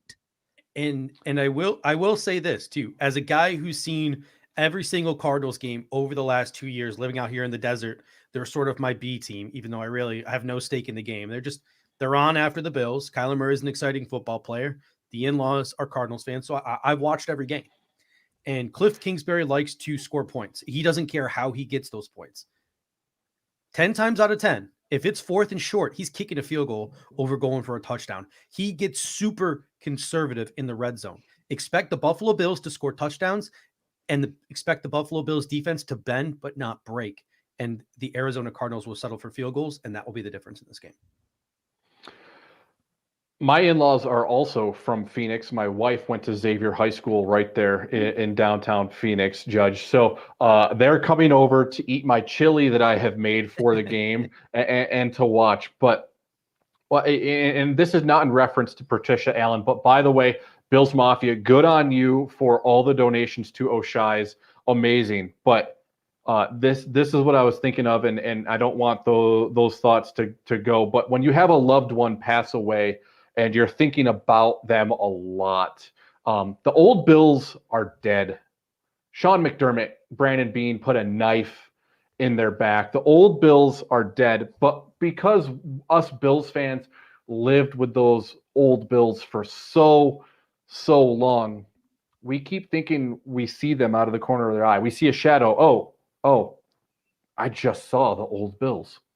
I just saw the old. They're gone. The old Bills are gone. But because we lived with them for 17 years, we keep thinking we're going to see the old Bills pop up. I think that's where I was at with Seattle last week. Is we're waiting for that impending doom to come down the pike, because we see shadows and glimpses out the corner of our eye of the old Bills. That's not happening. The Bills are going to go in and they're going to take this one 40-23 is going to be my projection, because I think the man on Judge Mathis's shirt is not going to have a letdown game.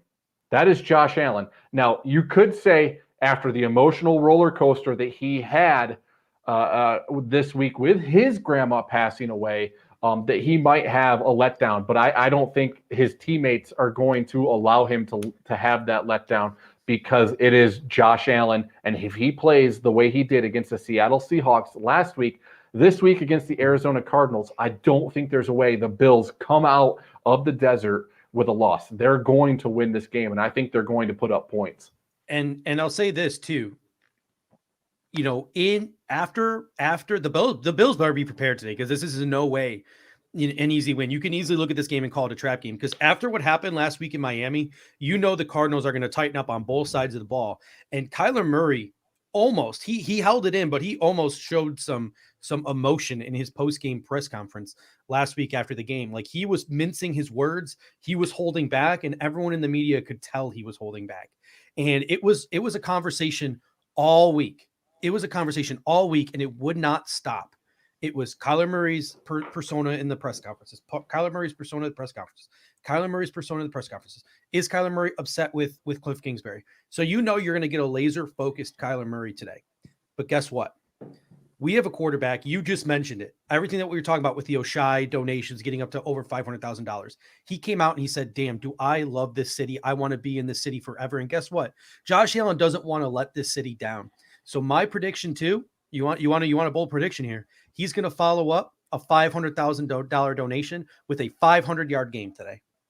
500 yards for Josh Allen. Well, Tilt was the one who said 450 last week. And it was close. And I'm sorry, on Twitter, I got it mixed up. I thought Judge had said it, but Judge says 500 passing yards for Josh Allen today. Yeah, Patrick Peterson, if that happens, might have a bad day. Tilt, give us a bold prediction. You gave us your score prediction, but before we go, give us your bold prediction.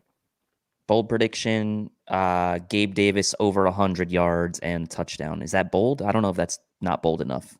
Is that not bold enough? 2 touchdowns, 100 yards and 2 touchdowns for Gabe Davis. There you go. For Gabe Davis. How about 2 picks and one of them being a pick 6 for Dane Jackson stepping in? Love that. I like Dane, man. I'm glad he's going to get a chance today. PJ Ty says, bold prediction, Diggs with 2 touchdowns. That will be a tall order, just because Diggs' record against Patrick Peterson has not been very good. In 3 games, it's 11 catches, 73 yards, and no touchdowns. So that would be a bold prediction. But guys, it's after 12:30 on the East Coast. Our time has come to an end. The tailgate will come back later on with Joe and Spence at 3 o'clock Eastern time. To lead you right into the kickoff. But for Tilt and for Judge, I'm Jeff Landers. Thanks for joining us on the Tailgate, brought to you by Manscaped. Guys, go Bills. Go Bills. Go Bills.